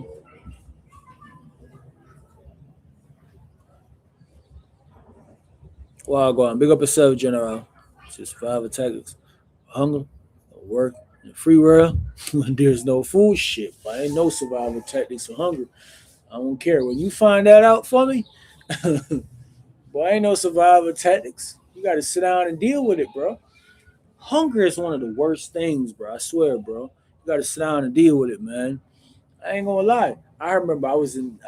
I talked about this before, right? I was in a hole in the county jail, right, bro? Listen, in the county jail, I mean, you get you get a breakfast, right, and you get lunch, and in the evening you always gonna get sack lunches, cold cut sandwiches, nasty salami, nasty ham or something like that. Turkey was always the best thing, bro. Guys used to guys used that guys that was diabetic. Yeah, the guys that was diabetic, they used to get the egg sandwich, like eggs with mayo and stuff like that. So sometimes you could buy that off of them. But I was in the hole one time, right? And I'm so hungry, bro. Bro, by the time they give you them sandwiches at 4 o'clock, by 10 or 11 o'clock, oh boy, your stomach. I'm talking about your stomach like this. It's a party going on down there. I'm talking about they jumping crazy. I'm talking about you stomach. That's all you hear, just growling. And bro, that's one of the hardest things to deal with, bro. You locked up, you hungry, bro. This is one of the craziest things I used to do, right? So I always have like season packs because you know when you use the little noodles, whenever you use noodles, bro. One thing I noticed too, a lot of older guys, most people you see in prison, they're gonna have diabetic problem. You know what I'm saying? Too much salt. So the season packs are all we used to use like half of them or a quarter of them. If you look on them seasons pack, they'll tell you it's for 2 serving or 1 serving. So sometimes when you have them noodles, you're only supposed to use half. So I always have seasoning packs. Bro, I'm hungry. I'm talking my stomach touching my back. Hungry in the hole.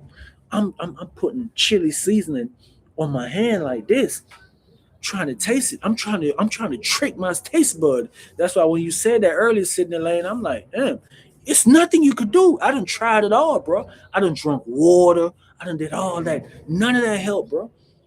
I'm seasoned. I'm trying to trick my taste buds. It ain't working, bro. I was so. Let me tell you something. In the county jail, when I was in the hole, I got used to.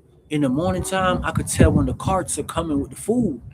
Bro, the carts could be way down the hallway. I'm talking about they ain't even made it nowhere into here. When the cart hits certain corners, you could hear it squeaking. So by 4:30 in the morning or something, you know, it's super quiet, bro. Ain't nobody out or nothing. All you hear, you be like, oh yeah, them trays is on the way, boy. Hey y'all, them trays on the way, man. Trays up, trays up, lights on, trays up. You be like, oh yeah, boy. And guess what? Later on tonight, it's back again. You back hungry again. Stomach doing backflips.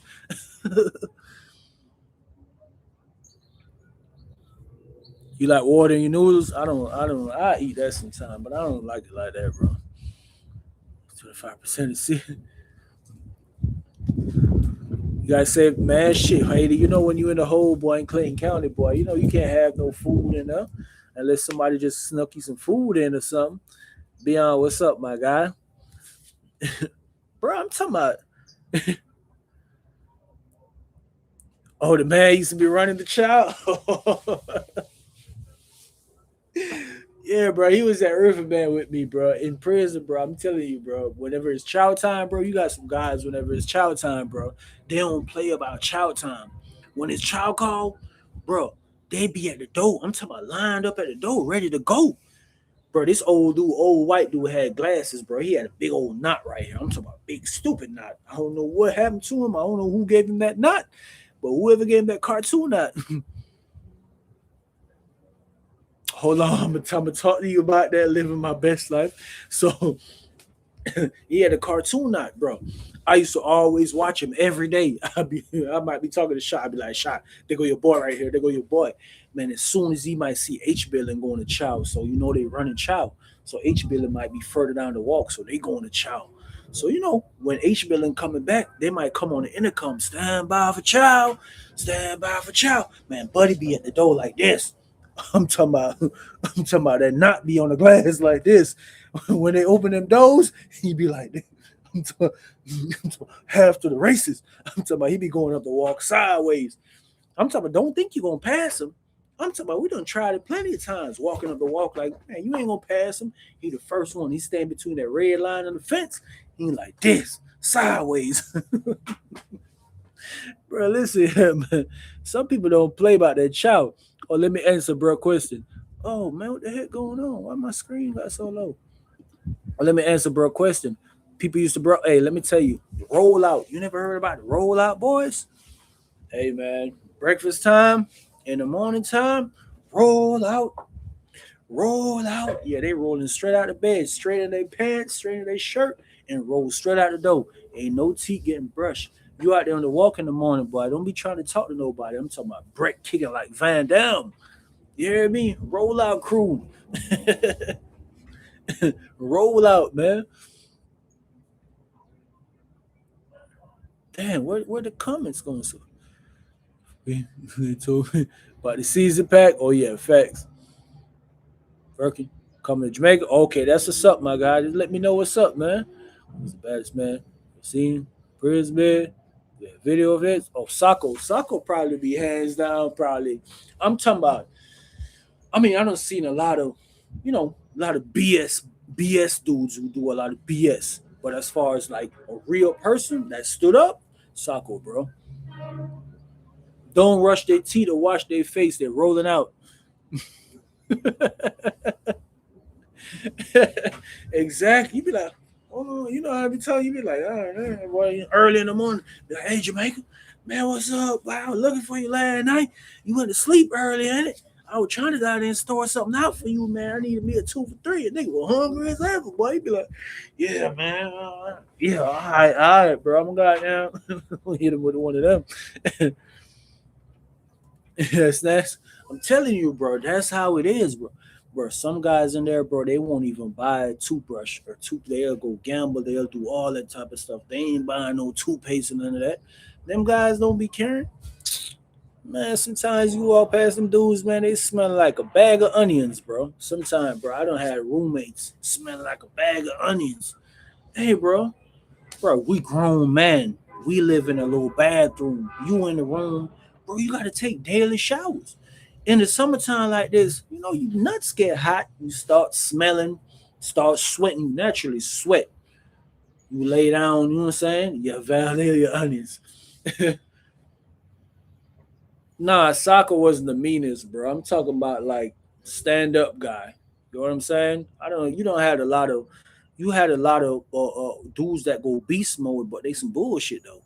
You know what I'm saying? I don't like to endorse those dudes or say this or say that about them. I'll talk about them, but I don't give them too much credit because they oppressors. I don't like oppressors, bro. I don't like nobody to oppress me. I don't like seeing nobody oppress nobody, especially when you're in the system, because we are being oppressed by the system. So why are y'all oppressing each other? Yeah, Sacco. Yeah, Sacco don't play. Man. On every man, Sacco had boom, man. I'm talking about on officer 2 bags a week he dropping. No cap, bro. 2 bags a week. Young dude, man. 2 bags a week. 2 bags a week. I'm talking about he getting paid. But bro put the muscle out on him like, man, what's up, man? What's up? Man, bring it in. For real, man. Yeah.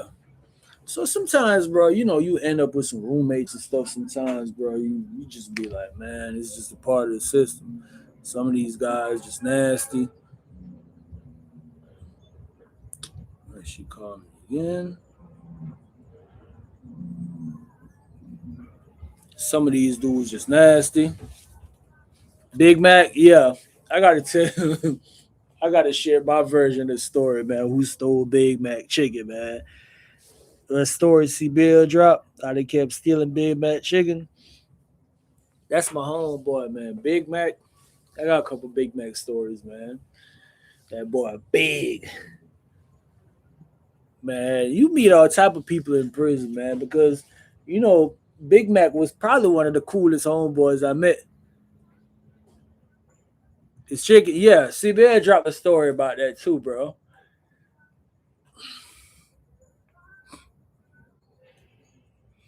Big Mac, yeah. Listen, bro, you meet all type of, but I ain't gonna lie. Big Mac is probably one of the coolest person, bro, that you could actually meet. Like, in the system. He had his ways and stuff. You seen that years ago. How long ago Bill dropped that story?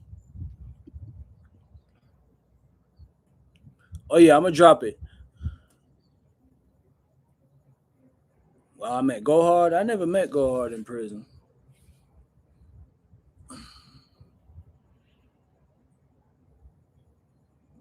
So Big Mac was one of them dudes, bro. Not the average person just gonna kick it with him or talk to him or something like that. Or disabled people with everybody? Hell yeah, but he gonna be with everybody. Sometimes they have them in certain dorms, bro. They might be in the Fay based dorm or they might be in the what's the name thing? Um some camps that have dorm for like elders and stuff like that. Yeah, Lil man, Lil was, I mean, he was disabled, but all his hand was just little. That's just it. Um, the other guy who I talked about, the little cripple dude, the one that shoot a basketball like this, yeah, the one who was locked up for messing with his little sister, whatever, like that. But yeah, him.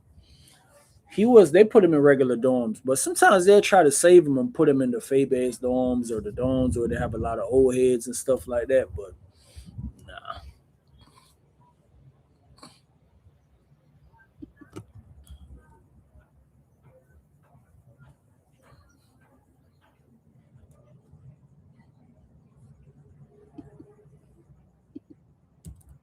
damn, I'm MacBook but running out of power.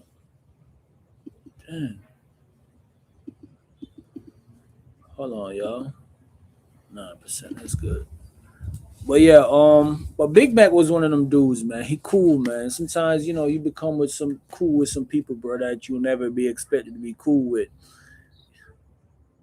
Everybody ever try to extort me? Nah, not directly. I mean, I heard people talking about some, Jamaica. When I was in the county jail, that was one of the things. It wasn't directly said to me, but I heard it through the grapevines, and I did actually get in the fighting about it though. That was early in my county jail bid though, bro. Yeah, I'm not really gonna go for all that stuff, man. We're gonna have to fight to the end, bro. You gotta show me, bro. You gotta show me because I know how most guys is in the system. A lot of them they'll say it's a lot of boo game, bro. It's a lot of boo game being run in the system. People put boo game on people all the time. When I say boo game, if you don't know what boo game, scare tactics. They pull up on you talking crazy. I was always one of the show me type. you know, my head was always a little bit hard, and I do have a smart mouth. So a lot of times when guys be talking shit, I just talk shit back to them. Yeah, and they don't like that, bro. They'll get upset. They'll get upset to the point where they want to fight. Some of the times they just trying to get their homeboys to ride with them. They try to steer stuff up. A lot of times with a lot of guys, gang members too, you get into it with them. They be wanting to help so bad, they just go to, you know what I'm saying? Oh, nigga, you trying? Niggas get talking crazy. You be like, bro, I just called you out for one, bro. Why you yelling and screaming in front of everybody? Don't none of your homies know what's going on? Man, let go hit the cut. Let go catch the cut right there. Yeah, I do have a story about Sword, bro. I only shared one story about Sword, bro. I got to talk about Sword because, Sword was heavily influenced by the whole Ephi religion. You know what I'm saying? He was pushing the Ephi religion real, real big. So Sword was one of them guys, bro. Sword used to, I ain't gonna lie, bro. Sword used to kill Vizzo. You hear me? Sword, let me tell you what Sword did, bro. Sword had the whole dorm turn out on dirt bike. They thought it was Molly. It wasn't no Molly though. It was dirt bike. It was just colored. Yeah, it was colored, bro. He had it yellow. They think it is Molly. All them around there on Molly until they start wigging. Bro, all these dudes, bro. I used to tell them dudes, they like, oh, boy, it's Molly. It's Molly. I said, bro, Molly got MDMA in it. Why would you be doing that? I'm not doing that. Oh, why would you? They walk around the dorm, bro, like, you know what I'm saying? Yeah, bro, in their hand. Yeah, he got the whole, man, all them niggas on the bike. All them like this. Bro, that's what I tell you, bro. Man, Sword, though, man, Sword was cool, though, bro. See, Sword used to be on the south. Sword like that white girl. So he always having a little 8 ball or something for himself. Bro, this man will go to Vizzo every Saturday, every Sunday, and he's coming back with it. He's coming back with it. Bro, the man coming back with it, bro. I don't know how he do it. Well, I mean, a lot of time he was he tucking stuff. He tucking stuff. And a lot of times he swallow stuff, come back, throw it up, and all that old crazy stuff. But yeah, Sword was hell, man. I actually heard some crazy stuff happen to Sword, bro. Sword was GD. He was GD, and he's up there in the ranks. What's E5? What you mean? E5? What you mean? Oh, EFI, EFI. Oh, it's not five. It's EFI, EFI. So EFI is a West African religion, bro. That at some point in time, guys in Atlanta, they believe in EFI. Yeah, EFI. So they believe in ancestral, ancestral calling up on their ancestors or ancestors doing stuff for them. A lot of people will call a lot of them people voodoo priests or whatever, but Ifa is actually a real religion from West Africa, bro. So they pray to ancestors. It's yeah, no, it's actually a real religion, bro, from West Africa. Like real shit. That's what I'm telling you, real, bro. Go do your research on it. So it got popular because it's a lot of scams within this too. A lot of them guys be getting scammed by these Nigerian voodoo priests. These niggas be online thinking they talking to a voodoo priest or something. It's a whole dude like me scamming them everything they need. So you had to lead a lot of these dudes who flying out to Africa, talking about something. They become an E5 priest. They practice a lot of spells and rituals, bro. And they be beheading goats and beheading chickens and drinking blood and all that crazy stuff. And they are talking about they praying to their ancestors. So by let me just say by 2017 or something like that in Chain Gang, you had a lot of guys. Okay, now you have the guys who they go into court fighting cases, and you have guys who tell guys, "Oh, I could beat your case. I'm an E5 priest, or I could do this and I could do that." They wear special chains. They think they have special powers. They pray to the ancestors. Bro, I hate to have roommates that's E5, bro. them niggas, they be leaving offerings for their ancestors. I told you about the one roommate I had, the GF roommate who just came off a tear. This nigga want to leave bowls of rice in the box and stuff for his ancestors. I'm like, bro, come on, bro.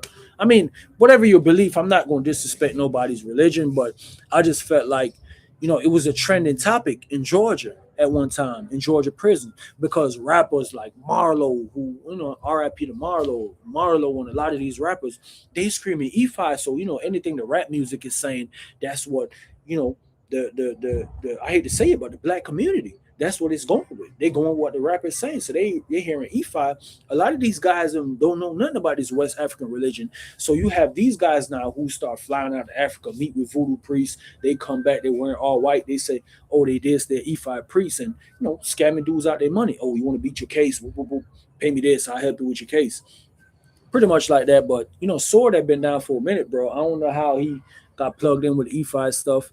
They be having a lot of books. They have books coming in about doing rituals, so they be practicing stuff. And I don't know if y'all remember the story that I shared about John. John, my name is John, and I ain't do it. Yeah, yeah. John, he had said, dude put, what I'm saying, put a spell on him. Interesting. No, about it. So you spoke on it. Look it up, bro. Do your research, bro. So you had, okay, well, 6'7". He's E5. Yeah, Skrilla. The kid was saying that. Yeah, Skrilla for me. Yeah, he most of them dudes, bro. Dudes don't take their time to do research. They just follow stuff because this what's going on in their hood. Like at one point in time, the whole west side of Atlanta, they pushing E5, just like the whole movement when everybody was trying to be Muslim. When fam boom, the whole Rollo movement, because Rollo was one of the richest street dudes in the city. Everybody in prison wanted to become Muslim. Everybody, bro, all the Bloods, a lot of these dudes was turning Muslims before they was going home, just so they could go out on the street and scream fam goon, ox shit, pop shit. That's before Rollo went to prison. A lot of these dudes, bro. So they just, it's like a lot of times when stuff be trending on the streets, trending in the hood, in certain communities, these guys pick it up. They start practicing this, they getting this. A lot of this stuff be a whole bunch of scams in that, man. That was one of the craziest things when a lot of guys was, being turning Muslim just because of Rollo, bro. But I'm for the goddamn get out. No, I literally hear dudes are saying this, bro. Like, bro, shit, I'm for the guy. Ain't nothing going on in the city, boy. Rollo, you know what I'm saying? He got that ox shit, pop shit going on in the city. Bro, you had so much dudes that was jumping from different gangs going straight to Muslim before they get out just so they could link up with Rollo, bro. A bunch of crash out followers, bro. I'm talking about I seen so much trends. So this was just like a trend, like how the E5 thing was a trend in prison, bro. I just seen with some of a bunch of followers, bro. And these idiots, they gang members, they follow this, then they go follow that, they go follow that. Man, that's crazy. Hold on one second, y'all.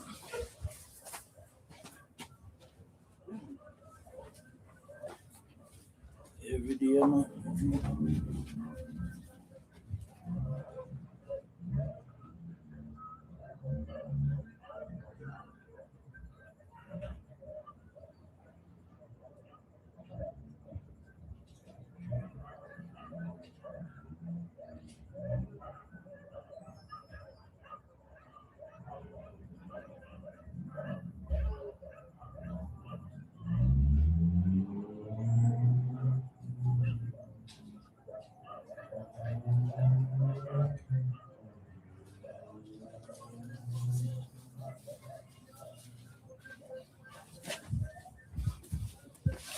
But yeah, you have them dudes like that, bro, who just like following trends, bunch of followers, bro.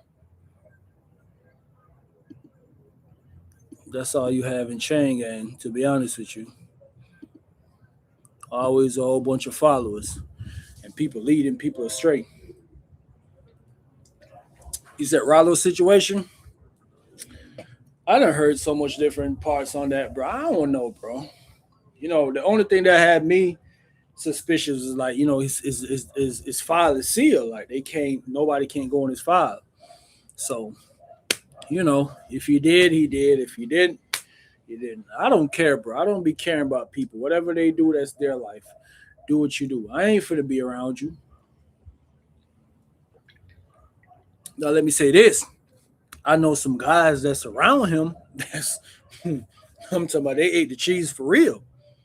I'm talking about factuals. I know some guys that surround him that ate the cheese for real. And I see these guys post daily around him. But then again, it's not my business either, bro. Yeah, that's one of the things. A lot of times you just gotta mind your business, man. Everybody choose their path in life, bro. I ain't gonna let nobody path directly affect me. Freeman, he take the charge. He got caught. So that boy said, "Yeah, ain't nothing wrong with that, bro. I mean, I don't, bro. I don't care, bro.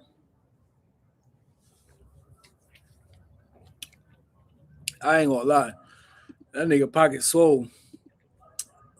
My pockets ain't swole like his. I ain't got time to be Rollo worried about what Rollo did or what, bro. But Rollo cool though, man.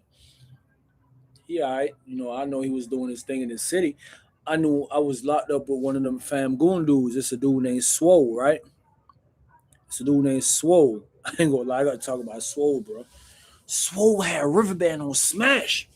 I'm talking about Swole had it on beating so hard. Let me tell you what these dudes do one day. Nah, that's a this a Arizona man. Ain't no faux local. Hell, oh no, I ain't drinking no faux local, boy. I remember I drunk one of those one time, bro. This probably like 2009 or something like that. I ain't doing that. Them things gonna have you feeling like trash, cheap liquor. But like I said, shout out to Rollo though, man. Whatever was surrounding this case, the brother came home and he doing his thing, bro. To be honest with you, the man got Pakistan built up. The man building a whole block. I'm talking about new houses. And one of the things, and despite what I said about him having certain guys around him, he's one of the guys that's probably helping a lot of them guys coming out of the system. You say he the police?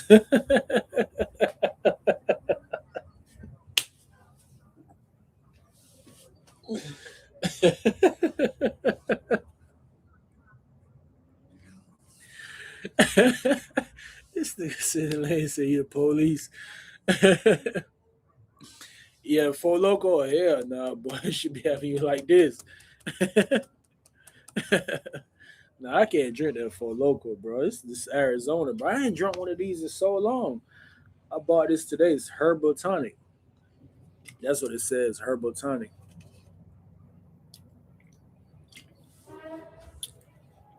You see how this 99 cents? That's what y'all paid for. In Jamaica, I paid. How much I paid for this? Two. Was it two? 300. I paid 350 Jamaican dollars. So that's probably like $2. Yeah, like $2. But yeah, like I said, I see Rollo doing a lot, man. He building up a lot of spots. I guess he offering space for a lot of guys coming out of the system. A lot of Muslim dudes coming out of the system. Trying for locals before a high school basketball game.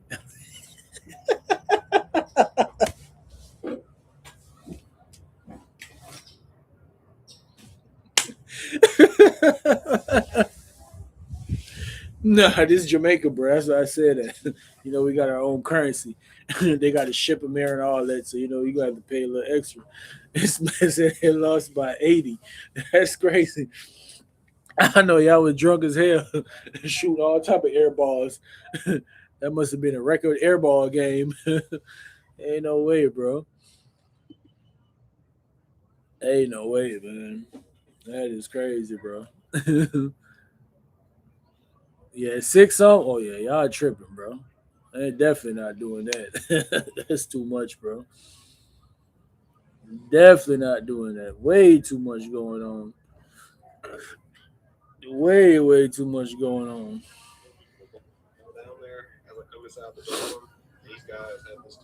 But I'm getting ready to get off of here, y'all. My goddamn MacBook got 5%.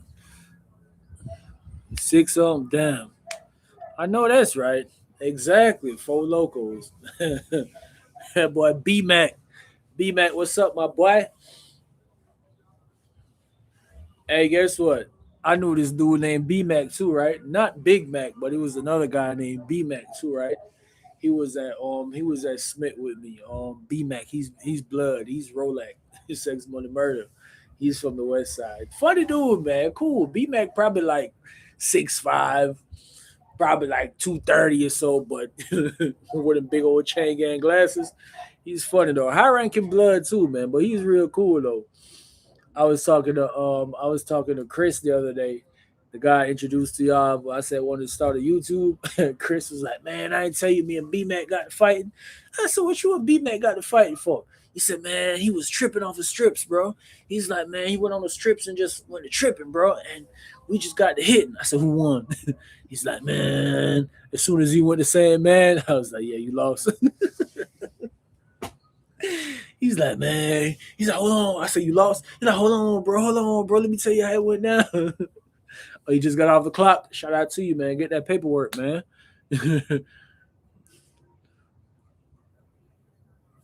Oh yeah, mostly, bro. Unless I'm talking to somebody from America. But if not, I just straight yardman settings. You see it. Just I chip it. Bam, bam, bam, bam, bam, bam. Until I get on here and talk to y'all, I switch it up.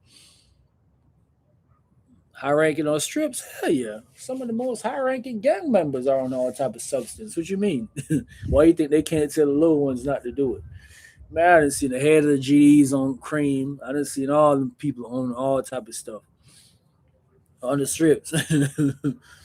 Chris Chris was like, "Yeah, it's probably a video of it going around right now because them niggas is videoing it." I said, "Damn, my boy, not you ended up on one of them chain gang videos." But I said, "Damn," but I didn't even when Chris was telling me that. I ain't gonna lie, Chris is a big dude too, bro. So I said, "Damn, Chris, how you let him jam on you like that?" He was like, "The nigga did some shit, like clipped his foot or something like that." And once he got him on the ground, on top of him, yeah, if you don't know how to work off the ground, if you can't fight off your back, especially on the ground, you in trouble, boy. You in trouble. Yeah. That dude B Mac, I remember me and him was the only Patriot supporters. We had Smith, bro. We had Smith. It's 2016, the finals of the Patriots and the damn Falcon game, bro. Me and B Mac, mind you, B Mac from the city. Me and him, the only Patriot supporters, bro. I'm talking about we talking trash. When we was down, they talking trash to us. Boy, listen, boy. When we went up, we talk, bro. These niggas was so mad, mind you. B Mac blood. He talking trash to his homies. B Mac like, hey, Jamaica, you strapped? I'm like, hell yeah, I'm strapped. He like, shit, boy. It might pop, boy. These niggas are mad. B Mac was cool though, man. He always used to come over there and watch us training and stuff like that. We played flag football and all that together, man. He a beast on that flag football now. Yeah, he a beast on that flag football. Bro be laying that pad, knocking niggas out with that pad. But anyways, let me go, man, before this thing go completely dead. But yeah, I'll tap in tomorrow for a story, man. Y'all tap in for a story. Y'all be easy, man. Stay blessed. Blessings, blessings, blessings. Yeah, they on it as well. A lot, bruh. Some of the highest gang members in Georgia over all sets, gangs. A lot of them are on substances. That's just what it is.